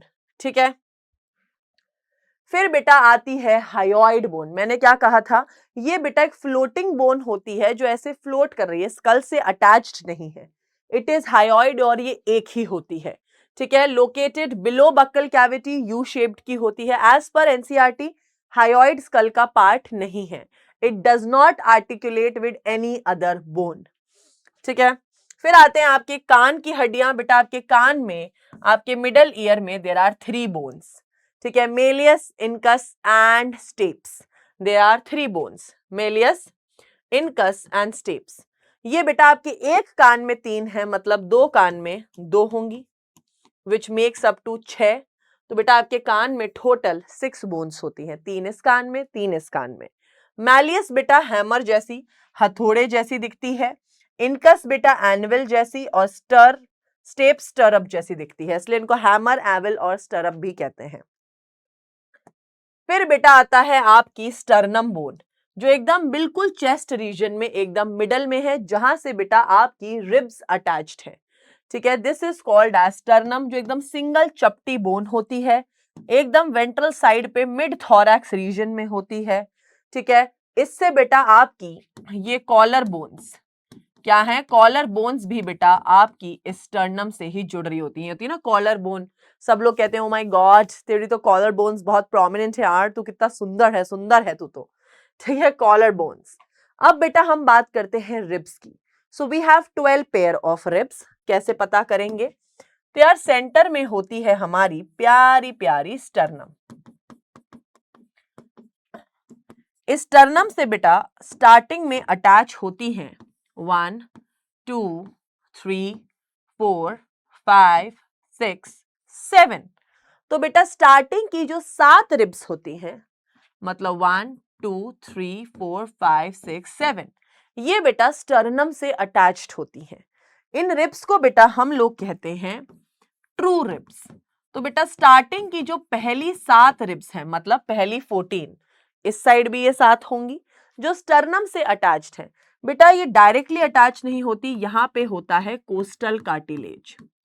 क्या होता है यहाँ? Costal cartilage. फिर ये बोन होती है, इसलिए हम कहते हैं जो रिब्स की हड्डी वो डायरेक्टली स्टर्नम से नहीं जुड़ी, कार्टिलेज के जरिए जुड़ी होती है। अब बेटा जो एट्थ, नाइन्थ और जो 10th रिब है, 8th 9th और 10th रिब है बेटा, वो 7th रिब से ही जुड़ के निकलते हैं। ठीक है, इनके पास भी यहाँ पे कोस्टल कार्टिलेज है। 8th 9th और 10th रिब को बेटा कहते हैं फॉल्स रिब्स। ये बेटा डायरेक्टली स्टर्नम से नहीं जुड़ी है, ये इनडायरेक्टली जुड़ी है, ये 7th रिब से अटैच्ड होती हैं। फिर बेटा आखिरी 2 रिब्स आती हैं 11th एंड 12th, ये बेटा फ्लोट कर रही हैं। ठीक है, इन्हें कहते हैं फ्लोटिंग रिब्स, क्योंकि बेटा ये रिब्स आपके स्टर्नम से अटैच्ड नहीं है, ये आपके पीछे वर्टिब्रल कॉलम से अटैच्ड है, ये स्टर्नम से अटैच्ड नहीं है। मैं आपको दिखाती हूँ बहुत प्यार से, बहुत ध्यान से। तो बेटा आप देखेंगे यार ये स्किल्लू का जो मुंह है ना, ये अच्छा सा नहीं लग रहा है, इसको टोपी पहना ही देते हैं हम वापस से, है ना, वापस पहना दे, थोड़ा ढंग का मुंह लगना चाहिए, सुंदर लगना चाहिए हमारा स्किल्लू। तो बेटा आप यहाँ पे अब ध्यान से देखिए, आपको 1 2 3 4 5 6 7, 7th बोन स्टर्नम से जुड़ी हुई है। 7th के बाद 8th 9th और 10th बोन, ये 3 जो आपको यहाँ पे रिब्स दिख रही हैं, 8th 9th एंड 10th, ये बेटा 7th से इनडायरेक्टली जुड़ी हुई है। और बेटा यहाँ आपको दिखेंगी, थोड़ा सा मैं यहाँ दिखाती हूँ आपको पास आके, आई होप आपको ये नजर आ रही होंगी। ये रिब्स, ये देखो, ये आगे किसी से अटैच्ड नहीं है, ये देखो। ठीक है, ये आगे किसी से अटैच्ड नहीं है, ये होती हैं लास्ट की 2 रिब्स बेटा, these are called as the floating ribs. ठीक है, अब आपको आई थिंक ये नजर आ रही होंगी, ये देखो, ये छोटी सी निकली हुई है। ठीक है, ये जुड़ी हुई नहीं है बेटा आगे स्टर्नम से, ये सिर्फ पीछे वर्टिब्रल कॉलम से जुड़ी होती हैं, these are called as floating ribs. ठीक है, इन्हें क्या कहते हैं? Floating ribs. तो 12 यहाँ है, 12 इस साइड है, which makes total of 24 ribs.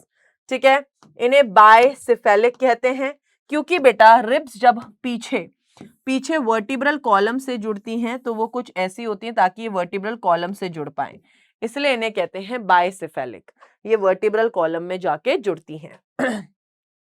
फिर आती हैं बेटा, इन रिब्स के बारे में एक बार देख लेते हैं। 7 pair of ribs true ribs, 8th 9th और 10th फॉल्स रिब्स, 11th और 12th फ्लोटिंग रिब्स। बेटा जो ट्रू रिब्स होती हैं ये वेंट्रली स्टर्नम से अटैच्ड हैं, पीछे की तरफ ये वर्टिब्रल कॉलम से अटैच्ड हैं। ठीक है, इन्हें वर्टिब्रो स्टर्नल रिब्स कहते हैं कि वर्टिब्रल कॉलम और स्टर्नम से जुड़ी हुई हैं। फॉल्स रिब्स क्या होता है बेटा? वेंट्रली 7th रिब्स से जुड़ी हैं, ठीक है, और पीछे वर्टिब्रल कॉलम से जुड़ी हैं, इसलिए इन्हें वर्टिब्रो कॉन्ड्रल, क्योंकि कोस्टल कार्टिलेज से जुड़ी हैं, कॉन्ड्रल रिब्स। ये बेटा सिर्फ डॉर्सली ही जुड़ी हुई है वर्टिब्रल कॉलम से, और ये फ्री हैं आगे से, तो these are called as vertebral ribs, क्योंकि ये सिर्फ वर्टिब्रल कॉलम से जुड़ी हुई है। ठीक है, आप ये देख सकते हैं, ये आपका स्टर्नम, आपकी पहली 7 जुड़ी हुई हैं, 8th 9th 10th 7 से ही जुड़ी हुई है, और नीचे ये 2 फ्लोट कर रही हैं। ध्यान से भी देखोगे, आप लोग सोच भी रहोगे मैम ये हल्का हल्का रीजन ब्लू क्यों है? क्योंकि बेटा ये है आपका कोस्टल कार्टिलेज, ये जो आप देख पा रहे हैं, this is the costal cartilage, right. अब आती है बेटा आपका वर्टिब्रल कॉलम या आपकी रीढ़ की हड्डी या पीठ की हड्डी। तो यार नॉर्मली आपकी ये होती है 26 बोन्स।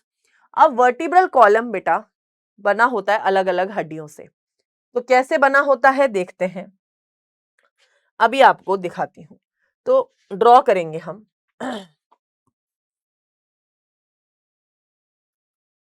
ठीक है, किसी की पीठ ड्रॉ कर रहे हैं हम, किसी की बैक ड्रॉ कर रहे हैं, एकदम मस्त से एक हैंडसम से इंसान की ड्रॉ करेंगे हम बैक। ठीक है, यहाँ पे बेटा इसकी जो बैक है यहाँ, अरे यार इसकी गर्दन कितनी छोटी बना दी है मैंने यार, थोड़ा तो इसकी गर्दन वर्दन दिखाएं भाई, कोई गर्दन ही नहीं दिखाई गई इसकी। हाँ ठीक है, इसकी बैक है किसी की। अब आप देखो यहाँ पे बेटा शुरू होती है सबसे पहले आपकी सर्वाइकल बोन, ये होती है 7, 4, 5, 6, 7। कितनी होती हैं ये? 7 होती हैं, C1 to C7। This is called as cervical bone. ठीक है, ये 7 होती हैं बेटा टोटल। ये आपकी गर्दन वाली साइड में होती हैं।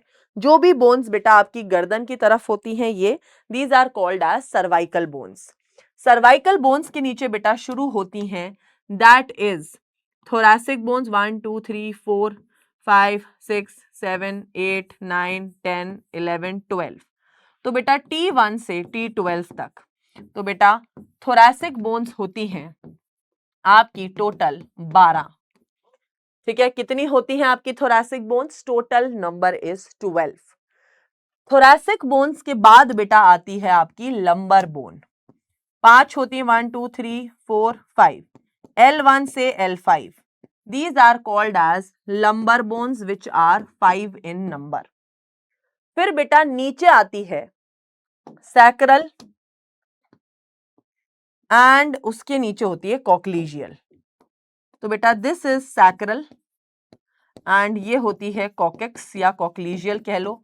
ये एक, ये भी एक। तो अगर आप बेटा प्लस करोगे तो this is 12 plus 5 is 17, 18, 19, 19 plus 7 is 26. So you have 26 bones in your vertebral column. पर बेटा ये मैं एक अडल्ट की बात कर रही हूं। जब बेटा इंसान थोड़ा छोटा होता है, when you are in your embryonic life, cervical और थोरासिक बोन्स 12-12 हैं। आपकी कौन सी लंबार बोन्स भी 5 है। बट बेटा जो सैक्रल होती है ये बचपन में क्या होती है? 5 होती हैं। ये बचपन में ना 5 होती हैं जो फ्यूज हो चुकी हैं, और ये बेटा 4 होती हैं जो बचपन में फ्यूज होके, बचपन से अब बड़े हो गए हो तो फ्यूज होके एक हो गई, इसे टेल बोन भी कहते हैं। ठीक है, तो बेटा आपकी जो सैक्रल है वो पहले एम्ब्रियोनिक लाइफ में 5 थी बट फ्यूज होके एक हो गई है। जो कॉक्लीजियल है बेटा ये पहले 4 होती थी एम्ब्रियोनिक लाइफ में, फ्यूज होके एक हो गई है। ठीक है, इस तरीके से बेटा आपका वर्टिब्रल कॉलम होता है। अब यहाँ पे आप देख सकते हैं these are cervical, thoracic, lumbar, sacral and coccygeal. ठीक है, यहाँ पे भी आपको दिख रही होगी कॉकेक्स। इस तरीके की बेटा आपका वर्टिब्रल कॉलम होता है। अब बेटा कुछ इंपॉर्टेंट पॉइंट्स हैं। ये कह रहे हैं जो आपकी पहली सर्वाइकल वर्टेब्री होती है उसे कहते हैं एटलस। सबसे पहली सर्वाइकल वर्टेब्री मतलब आपके गर्दन पे जहां आपका वर्टिब्रल कॉलम शुरू हो रहा है, जहां शुरू हो रहा है बेटा उसको सबसे पहली सर्वाइकल वर्टेब्री को कहते हैं एटलस। ठीक है, ड्रॉ करते हैं हम यहाँ पे। ठीक है, तो सबसे पहली सर्वाइकल वर्टेब्री को क्या कहते हैं? Atlas, which is C1। और जस्ट इसके नीचे बेटा दूसरी सर्वाइकल वर्टेब्री होती है, ठीक है, which is called as axis. Axis बेटा सर्वाइकल वर्टेब्री नंबर 2 होती है। ठीक है, क्या होती है? Cervical vertebrae number 2।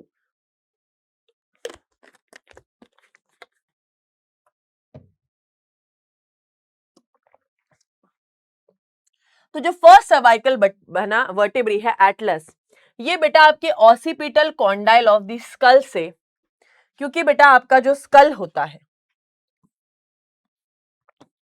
थोड़ा छोटा बनाना पड़ेगा हमें से, यस, आपका जो बेटा स्कल होता है, आपके स्कल में ये ऑसिपिटल कॉन्डाइल्स होते हैं। These are occipital condyles. तो बेटा ये ऑसिपिटल कॉन्डाइल्स आपकी इस एटलस से आर्टिकुलेट करते हैं, ठीक है, जिसे हम लोग कहते हैं एटलांटो ऑसिपिटल जॉइंट। क्या कहते हैं? जो ये यहां आके जुड़ेगी is called as atlanto occipital joint. फिर बेटा सेकंड पॉइंट है, सेकंड सर्वाइकल वर्टेब्री है एक्सिस, जो एटलस के साथ आर्टिकुलेट करती है, जिसे कहते हैं पाइवट जॉइंट। अब ये बेटा इसके साथ आर्टिकुलेट करेगी which is called as pivot joint. फिर बेटा तीसरा पॉइंट, हर vertebrae possess a central hollow portion called as neural canal from where spinal cord passes। आपने देखा होगा मैंने ये बनाई और ये बनाई, इन दोनों में मैंने ये रीजन बनाया, this is the neural canal. Neural canal मतलब होता है बेटा आपकी वर्टेब्री के बीच में से, यहां से बेटा यहां से निकलेगी आपकी स्पाइनल कॉर्ड। तो बेटा आपकी स्पाइनल कॉर्ड इन्हीं से पास होगी, इसलिए यहां यहां और यहां होल्स ही होल्स है, ठीक है। तो ये कुछ इंपॉर्टेंट पॉइंट्स थे जो आपको पता होने चाहिए। अब बेटा हम आते हैं नंबर ऑफ फ्लोटिंग रिब्स कितनी होती है। So there is a 2 pair, that is 11th and 12th। How many bones are present in the cranium? So बेटा your cranium has 8 bones. The U shaped bone जो buccal cavity के नीचे होती है is called as hyoid bone, जो skull के साथ articulate नहीं करती। कितनी सर्वाइकल वर्टेब्री होती है मैमल में? So there are 7 cervical vertebrae. Axial skeleton बेटा कितनी हड्डियों से बना होता है? 80 बोन्स। ओके, डन है। फिर बेटा हम आगे बढ़ते हैं विद द अपेंडिकुलर स्केलेटन। हमने एक्सियल स्केलेटन कर लिया है, जिसमें आपका स्कल, आपकी रिब स्टर्नम और आपका वर्टिब्रल कॉलम हो गया है। अब हम पढ़ेंगे अपेंडिकुलर स्केलेटन, जिसमें बेटा होती है total 126 bones, 6 bone girdle bones, 120 आपकी बेटा लिम्ब की बोन्स। तो सबसे पहले हम हमारी गर्डल बोन्स को पढ़ लेते हैं। इन गर्डल बोन्स में बेटा पेक्टोरल गर्डल और पेल्विक गर्डल आता है। तो आइए सबसे पहले पढ़ते हैं पेक्टोरल गर्डल को। तो बेटा पेक्टोरल गर्डल 2 हड्डियों से मिलके बनता है। तो अभी आपको दिखाते हैं ये 2 हड्डियां कौन सी होती हैं। तो बेटा सबसे आगे, आई थिंक पीछे की तरफ आपको अच्छे से दिख रहा है, अगर ये है बेटा आपकी 2 कॉलर बोन्स, ठीक है। सबसे पहले है आपकी 2 कॉलर बोन्स, और बेटा ये पीछे जुड़ रही हैं, ये जो आप ट्रायंगुलर शेप की बोन देख रहे हो, दिस इज स्कैप्यूला। तो ये स्कैप्यूला और ये है कॉलर बोन, ठीक है। इन दोनों से मिलके बनता है पेक्टोरल गर्डल। अब सीधी सी बात है, एक कॉलर बोन ये रही 1, एक कॉलर बोन ये रही 2, एक स्कैपुला ये रहा 1, एक स्कैपुला ये रहा 2। तो टोटल कितनी बोन से पेक्टोरल गर्डल बनता है? 4 बोन, 2 कॉलर बोन्स, 2 स्कैप्यूला, ठीक है। किससे बना? 2 स्कैप्यूला और 2 clavicle which is the collar bone. Scapula बेटा ऐसी ट्रायंगुलर बोन होती है, ठीक है, ऐसी ट्रायंगुलर सी बोन होती है, ठीक है, जिसमें बेटा लोकेटेड बिटवीन फर्स्ट से 7th थोरैसिक वर्टेब्री के बीच में, अगर आप यहाँ पे देखोगे तो ये है आपकी बेटा सर्वाइकल वर्टेब्री जो गर्दन में है, ये है थोरैसिक वर्टेब्री। इसमें T1 से T7 के बीच में ये लोकेटेड होती है, T1 से T7 के बीच में लोकेटेड होती है, ठीक है। अब बेटा ये डॉर्सली प्लेस्ड है, मतलब ये हमारे पीछे की तरफ होती है। कॉलर बोन क्या है बेटा? आपकी जो कॉलर बोन होती है बेटा, वो collar bone is attached on one side of the sternum to the other. तो बेटा ये जो कॉलर बोन है, ये कॉलर बोन है बेटा, ये क्लैविकल कहलाती है। This is scapula, this is clavicle.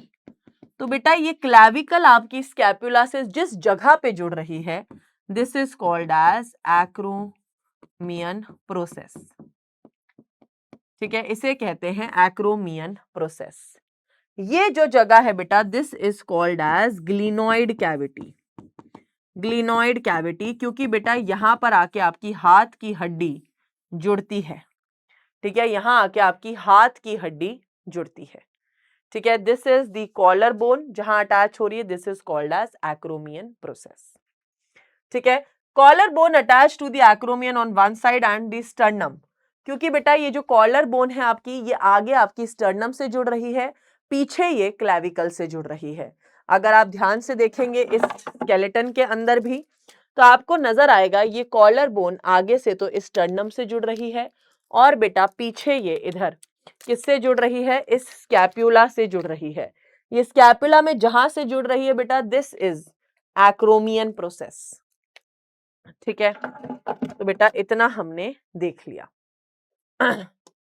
ये आप देख सकते हैं, this is the scapula, this is the clavicle. ये जिस जगह से जुड़ रही है this is the acromion process, जहां ये जुड़ रही है इससे। ठीक है, फिर बेटा आपकी ये है ग्लिनॉइड कैविटी, जहां से बेटा आपकी हाथ की हड्डी जुड़ रही है। ठीक है, अब आते हैं बेटा पेल्विक गर्डल। बेटा पेल्विक गर्डल मात्र 2 बोन्स से बना होता है और वो 2 बोन्स होती हैं कॉक्सल बोन्स। मैं अगर ड्रॉ करके आपको दिखाऊं,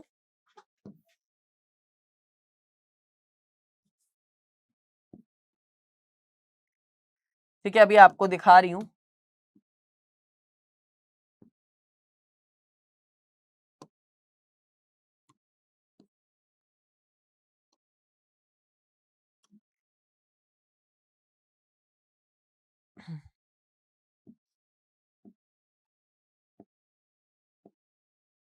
ठीक है,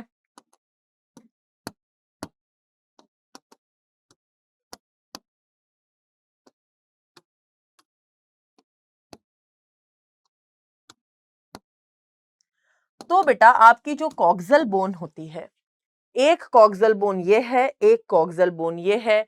ये दोनों कॉक्सल बोन बेटा जुड़ती हैं किससे, प्यूबिक सिम्फाइसिस से। प्यूबिक सिम्फाइसिस से ये 2 कॉक्सल बोन जुड़ती हैं। अब आप सोच रहे हो कि मैम यहां तो आपने 3 दिखाई हैं, तो ये कॉक्सल बोन एक कैसे है? बेटा ये कॉक्सल बोन 3 बोन्स का मिक्सचर होती है। ठीक है, जिसमें क्या होता है बेटा, आपकी ये 3 हड्डियां हैं, इलियम, इस्चियम एंड प्यूबिस। अब मैं आपको दिखाती हूं कैसी होती है ये।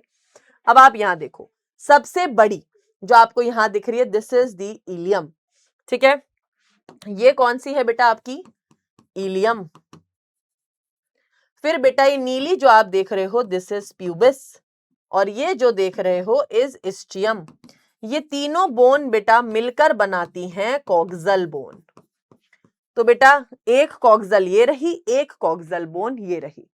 ठीक है, अब यहां पे आप देखोगे एक कॉक्सल ये रही, ये पूरी एकदम जुड़ी हुई लगती है, देखो ischium, ilium, sorry ischium, pubis and ischium.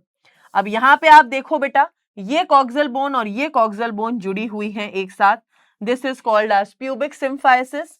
यहां पे भी आप देखोगे this is the pubic symphysis, जहां ये दोनों आकर, ये कॉक्सल बोन और ये कॉक्सल बोन आके जुड़ रही है। बेटा यहां पर इन कॉक्सल बोन्स में ये एक एरिया होता है जिसे कहते हैं एसिटाब्यूलम। क्या कहते हैं इस रीजन को, इस रीजन को बेटा कहते हैं एसिटाब्यूलम। एसिटाब्यूलम बेटा वो हिस्सा है जहां पर पांव की हड्डी आके जुड़ती है। अगर मैं आपको दिखाऊं, यहां पर ध्यान से देखेंगे, ये है बेटा आपका पेल्विक गर्डल, ये है एक कॉक्सल बोन, ये है दूसरी, ये जुड़ रहे हैं इस प्यूबिक सिम्फाइसिस। ये देख रहे हो बेटा आपकी टांग जुड़ी हुई है इस रीजन से, दिस इज एसिटाब्यूलम। ये टांग इधर जुड़ रही है, दिस इज एसिटाब्यूलम, ये यहां जुड़ रहे हैं। हाथ बेटा कहां जुड़ रहा है, ग्लिनॉइड कैविटी में। टांग कहां जुड़ रही है, एसिटाब्यूलम में। ठीक है, तो बेटा आपकी जो हैंड की बोन्स हैं वो आर्टिकुलेट करती हैं पेक्टोरल गर्डल के साथ। आपकी जो टांग की हड्डियां हैं वो आर्टिकुलेट करती हैं पेल्विक गर्डल के साथ। पेल्विक गर्डल में एक कॉक्सल, दो बोन्स हैं total. Each half of the pelvic girdle consist of 1 coxal bone, और ये कॉक्सल बोन बेटा प्यूबिक सिम्फाइसिस से जुड़ी होती हैं आगे। एक कॉक्सल बोन बेटा 3 बोन्स का फ्यूजन है, इलियम, प्यूबिस एंड इस्चियम का। ठीक है, this is called as pelvic girdle. आप देखेंगे this is the pubis bone, ठीक है, इस्चियम, इलियम बोन्स दिखा रखी हैं। अब बेटा आती है लिम्ब की bones. So your limb has total of 120 bones, 60 in hands, 60 in legs. आइए एक एक करके जानते हैं। तो बेटा सबसे पहले हम लिखने वाले हैं 4 लिम्ब्स। 4 लिम्ब मतलब क्या होता है बेटा, 4 लिम्ब का मतलब होता है आपकी हैंड की बोन्स। ठीक है, आपकी हैंड की बोन्स की बात कर रहे हैं हम। तो आइए आपकी हैंड की बोन्स को ड्रॉ करते हैं। तो सबसे पहली बोन जो बेटा आपकी हैंड में होती है, this bone is called as the humerus. और फिर बेटा इसके नीचे दो बोन्स होती हैं which is called as ulna and radius.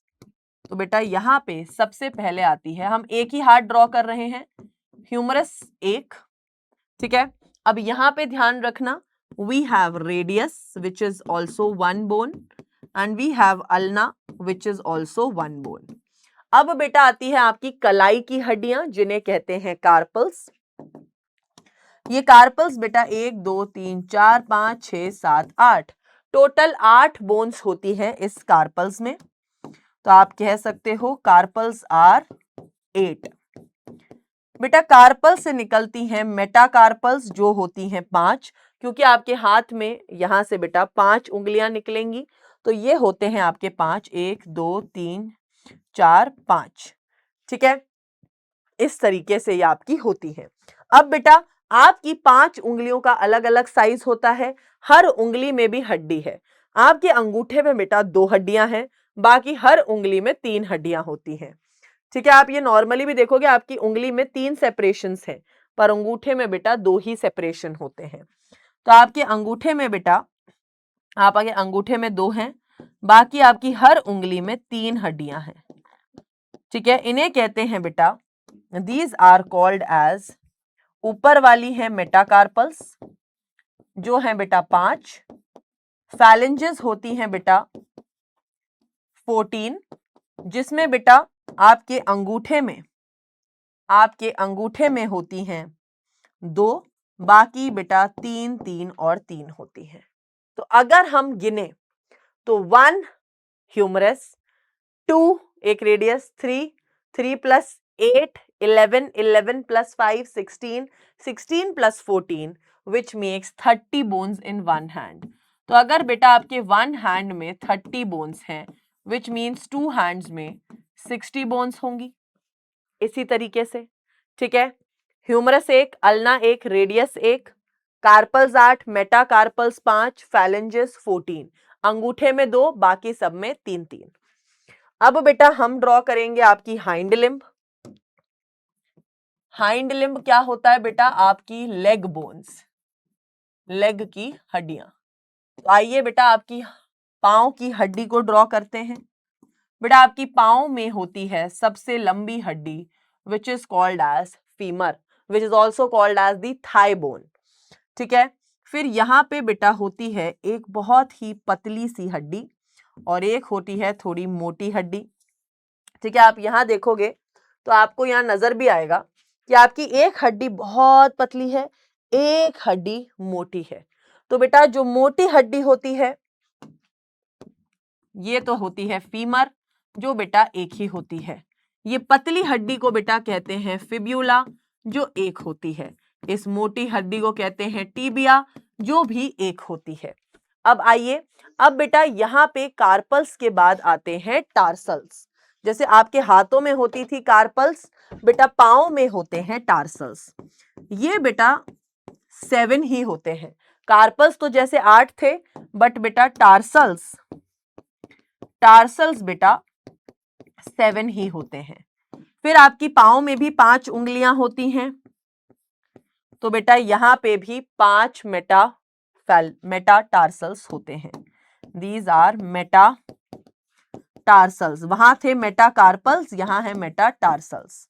अब बेटा ऑफ कोर्स हाथ के साथ और पांव के साथ भेदभाव तो करेंगे नहीं, इसके अंगूठे में भी सिर्फ 2, बाकी उंगलियों में 3 फैलेंजेस होती हैं, ठीक है।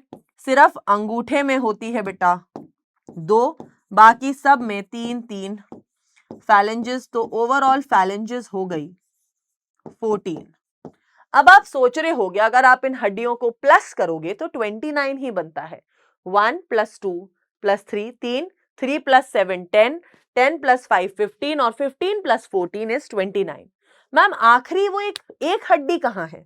बेटा वो होती है पटेला। दिस इज पटेला, आपकी नी की बोन, ये होती है एक। तो बेटा आपकी one leg, your one leg has 30 bones, which means your 2 legs might have 60 bones. इसी तरीके से बेटा सबसे बड़ी फीमर, फिर आपकी patella, fibula, tibia, tarsals, metatarsals, phalanges. इस तरीके से बेटा आपकी पांव की भी हड्डियां होती हैं। ठीक है, लेग बोन। चलिए, तो यहां पे बेटा हमने देख लिया किस तरीके से आपकी फीमर, ये रही पटेला, टीबिया, फिब्यूला, पांव की हड्डियां जुड़ी हुई हैं। यहां भी ह्यूमरस, अल्ना, रेडियस, ये बेटा कितना घटिया स्कैपुला को मार्क किया है इन्होंने, समझ गए। तो बेटा अब क्या होता है, आपने देखा होगा कि हर हड्डी किसी ना किसी हड्डी से किसी जॉइंट के थ्रू जुड़ी है। ये दोनों हड्डी बेटा यहाँ जॉइंट से जुड़ी हैं, ये हड्डी बेटा यहाँ किसी जॉइंट से जुड़ी है, ये उंगलियां के बीच में, ये कलाई बेटा आपकी हर हड्डी बेटा किसी ना किसी जॉइंट से जुड़ी होती है। तो बेटा सबसे पहले जॉइंट आते हैं फाइब्रस जॉइंट। आपकी बेटा क्रेनियम की जितनी भी हड्डियां हैं, ये देखो आपकी क्रेनियम की जितनी भी ये जो बोन्स हैं एक दूसरे से अटैच हैं वाया फाइब्रस जॉइंट्स। तो ये होते हैं बेटा fibrous joints. Between two bones, ठीक है, डेंस फाइब्रस कनेक्टिव टिश्यू होता है, जैसे आपकी क्रेनियम की बोन्स में जो होते हैं।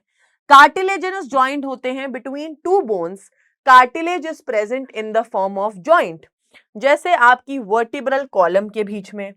ये देखो आपकी जो वर्टिब्रल कॉलम है, आपकी रीढ़ की हड्डी, इन एक हड्डी के बीच में बेटा ये जॉइंट होते हैं, these are cartilages, these are also called as cartilaginous joints. ये कहाँ कहाँ होते हैं, intervertebral disc, pubic symphysis, ribs and sternum के बीच में।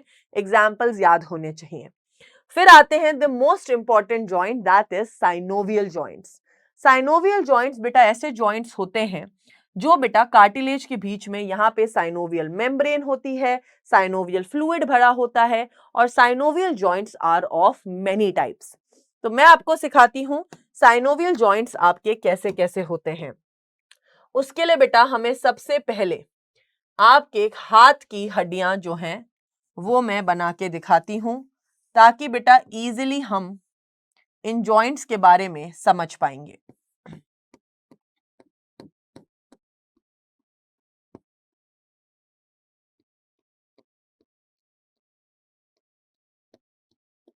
ठीक है, मैंने आपकी हाथ की हड्डियां बनाई है, मैं जॉइंट्स बताती हूं। आपकी ये बेटा ग्लिनॉइड कैविटी में आपकी ह्यूमरस बोन जुड़ी होती है। This joint is called as the ball and socket joint. इस जॉइंट को बेटा कहते हैं बॉल एंड सॉकेट जॉइंट। ये किन के बीच में होता है, आप देख सकते हैं, या आपकी ह्यूमरस बोन किसके बीच में है, आपकी humerus bone and glenoid cavity के बीच में है। ये जॉइंट बेटा आपको और कहां दिखेगा, अगर ये जॉइंट आपको हाथ में दिख रहा है तो आपको टांग में भी दिखेगा, क्योंकि टांग भी बेटा ऐसे ही मूव करती है। ये जॉइंट आपको फीमर एंड एसिटाब्यूलम के बीच में दिखेगा। ठीक है, this is ball and socket joint, क्योंकि बेटा एकदम बॉल की तरह ये आगे वाला सर होता है, और ये इसी तरह से देखो ये एकदम बॉल जैसा, इसी तरीके से बेटा बॉलर्स जो है क्रिकेट में बॉलिंग कर रहे हैं। बेटा किसी को नहीं पता चलना चाहिए ये हमने तोड़ा है, किसी को भी नहीं, किसी को कभी नहीं पता चल सकता ये। ठीक है, ये किसी को कभी भी नहीं पता चल सकता है कि ये हमसे हुआ है। ठीक है भाई, अब मैं क्लास के बीच में बैठ के ना सिर्फ इसको क्लास के बाद सिर्फ जोड़ने का काम करूंगी अभी। अगर किसी को पता चल गया ये हमसे टूटा है भाई, पैसा लग जाएगा, ये कट करा दूंगी मैं वीडियो का पार्ट। ठीक है, फिर बेटा आता है इन दोनों बोन्स के बीच का पॉइंट, जो आप लोग देख रहे हैं, ये जॉइंट। ये जॉइंट बेटा कहलाता है that is the hinge joint, जो बेटा आपकी एल्बो में है। ठीक है, this is the elbow joint, आपकी एल्बो का जॉइंट है, देख रहे हो आप ये, this is the hinge joint, जो आपकी एल्बो के बीच में है joint, this is the hinge joint. फिर बेटा आपकी अल्ना और रेडियस के बीच में ये जॉइंट है, this is called as the third joint which is pivot joint. ये सारे बेटा साइनोवियल जॉइंट हैं, this is between ulna and radius. ये जॉइंट बेटा, अच्छा हाँ, ये आपको नी में भी दिखेगा, हिंज जॉइंट। ये बेटा आपको और नजर आएगा फीबिया एंड टिब्यूला के बीच में भी नजर आएगा। अब आते हैं बेटा आपका नेक्स्ट डो joint, which is the fourth joint, sliding and gliding joint. बेटा आपकी ये जो कार्पल्स हैं, आपकी चिटियां कलाइयां, वे ये जो कलाई का जो जॉइंट है जो आप ऐसे घुमा पा रहे हो, this is the sliding and gliding joint which is between carpals and between tarsals. ठीक है, आपकी कार्पल्स आपके हाथ में और पांव में टार्सल्स में नजर आता है।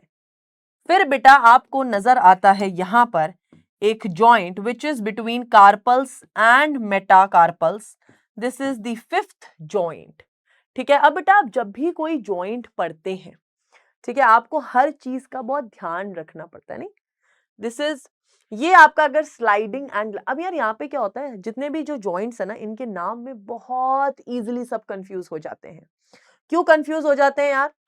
अरे यार मेरा फोन कहाँ गया, एक सेकेंड, सो सॉरी बेटा, हम लोगों को एक सेकेंड यहां पर कैंसिल कर देंगे हम लोग, वरना यस यस यस।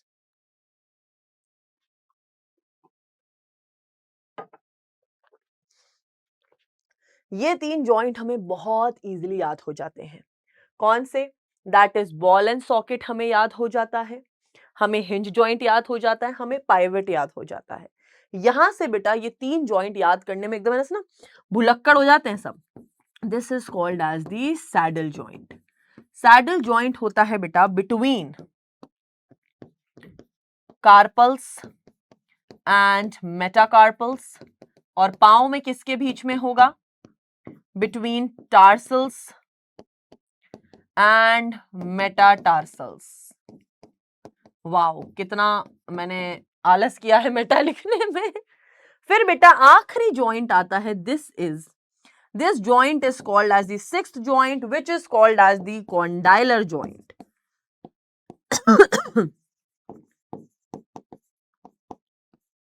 जो बेटा आपकी मेटाकार्पल्स और आपके फैलेंजेस के बीच में आपको नजर आ रहा है, ये उंगलियां। ठीक है, कुछ लोगों की उंगलियां एकदम ऐसे पीछे मुड़ जाती हैं, भाई ये बहुत अच्छा कॉन्डाइलर जॉइंट है आपका लगता है। तो ये बेटा जितने भी जॉइंट हमने पढ़े, these are all synovial joints. कंधे के साथ that is ball and socket, elbow और नी जॉइंट, ठीक है, this is called as hinge joint. फिर बेटा आपकी इन दो बोन्स के बीच का joint that is pivot joint. आपके सिर्फ ये कलाई का joint, this is called as sliding and gliding joint. आपकी इस कलाई और इस पाम के बीच का जॉइंट विच इज बेटा सैडल जॉइंट। आपकी उंगलियों और मेटाकार्पल्स के बीच में जॉइंट कॉन्डाइलर जॉइंट। ठीक है, फिर आते हैं बेटा आखिरी में डिसऑर्डर्स। क्या क्या डिसऑर्डर हो सकते हैं? सबसे पहला डिसऑर्डर आता है यार माइस्थीनिया ग्रेविस। माइस्थीनिया ग्रेविस एक ऑटो इम्यून डिसऑर्डर होता है, जब हमारी खुद की बॉडी डिफरेंशिएट नहीं कर पाती है हमारे खुद के बॉडी के सेल्स को, और वो खुद के ही बॉडी के सेल्स को मारने लगती है। अगर आपको नहीं पता बेटा, तो 2025 के अंदर 3 साइंटिस्ट को नोबेल प्राइज मिला है, क्योंकि उन्होंने ऑटो इम्यून डिसऑर्डर की दुनिया में एक ऐसी चीज डिस्कवर कर दी है जिससे हो सकता है ये ऑटो इम्यून डिसऑर्डर्स की दवाई आने वाले 5-6 साल बाद बन जाए। उन्होंने बेटा कुछ ऐसे जीन्स, कुछ ऐसे टी रेगुलेटरी सेल्स के बारे में बताया है जिससे बेटा ये ऑटो इम्यून डिसऑर्डर्स क्योर हो सकते हैं आगे जाके। तो यार माइस्थीनिया ग्रेविस एक बीमारी होती है जिसमें हमारा खुद का इम्यून सिस्टम डिफरेंशिएट नहीं कर पाता, तो हमारी जो न्यूरोमस्कुलर जंक्शन है वहां से जो ये न्यूरोट्रांसमीटर्स रिलीज होते हैं, ये बेटा मसल से बाइंड करते हैं। बट माइस्थीनिया ग्रेविस की कंडीशन में ये बाइंड ही नहीं करते हैं मसल से, और अगर ये मसल से बाइंड नहीं करेंगे, मसल कॉन्ट्रैक्ट नहीं होगी, तो बेटा इंसान की बॉडी में हो जाता है पैरालिसिस। कई लोगों की बॉडी होती है पैरालाइज्ड हो जाती है। ठीक है, क्योंकि बेटा उसको सिग्नल ही नहीं मिल रहा है न्यूरोट्रांसमीटर से, क्योंकि मसल के रिसेप्टर्स एक्सेप्ट ही नहीं कर रहे, मसल नॉट एक्साइटेड, एक्साइट ही नहीं हो रही, पैरालिसिस हो गया मसल्स के अंदर। फिर बेटा दूसरी बीमारी आती है मस्कुलर डायस्ट्रोफी, मतलब जो एक नॉर्मल मसल इंसान की ऐसी होती है, अगर मस्कुलर एट्रोफी हो जाए, मतलब मसल्स का एक जीन होता है बेटा जिसे कहते हैं डायस्ट्रोफिन जीन। अगर ये जीन जो होता है बेटा प्रोटीन से बनता है, फॉर्म्स डायस्ट्रोफिन प्रोटीन नॉर्मल, जिससे हमारी मसल के फाइबर्स कनेक्टेड होते हैं, बट इस कंडीशन में बेटा ये खराब हो जाते हैं, मस्कुलर एट्रोफी हो जाती है, डायस्ट्रोफी मतलब ये खराब हो गए हैं। ये यूजुअली एक जेनेटिक डिसऑर्डर होता है, अगर ये पेरेंट्स के अंदर है तो बच्चे में आ सकता है।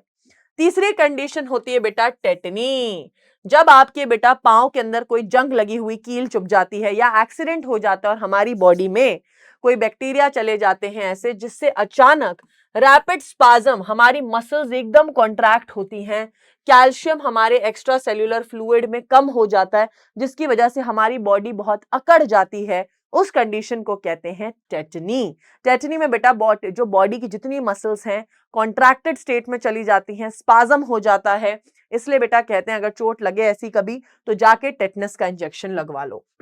नेक्स्ट कंडीशन आती है ऑस्टियोपोरोसिस। ऑस्टियोपोरोसिस बेटा एक एज रिलेटेड डिसऑर्डर है।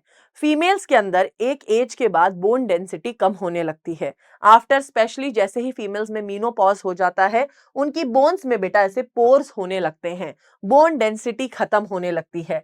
It may be due to disbalance of parath hormone. बेटा हमारा पैरथ हार्मोन जो होता है ये हमारी बॉडी में कैल्शियम जो होता है बाइंड करवाता है। फीमेल बेटा ये मीनोपॉज के बाद बहुत कॉमन है कि ये चीज हो जाए, ठीक है। तो आप देख सकते हैं आखिरी आता है बेटा हमारा अर्थराइटिस। अर्थराइटिस, राइटिस का मतलब ही, आइटिस का मतलब होता है इन्फ्लेमेशन या स्वेलिंग। ये स्वेलिंग बेटा आपके यहाँ पे, आपके अंगूठों में कई बार यूरिक एसिड अगर कलेक्ट हो जाता है, इस बीमारी को कहते हैं गाउट।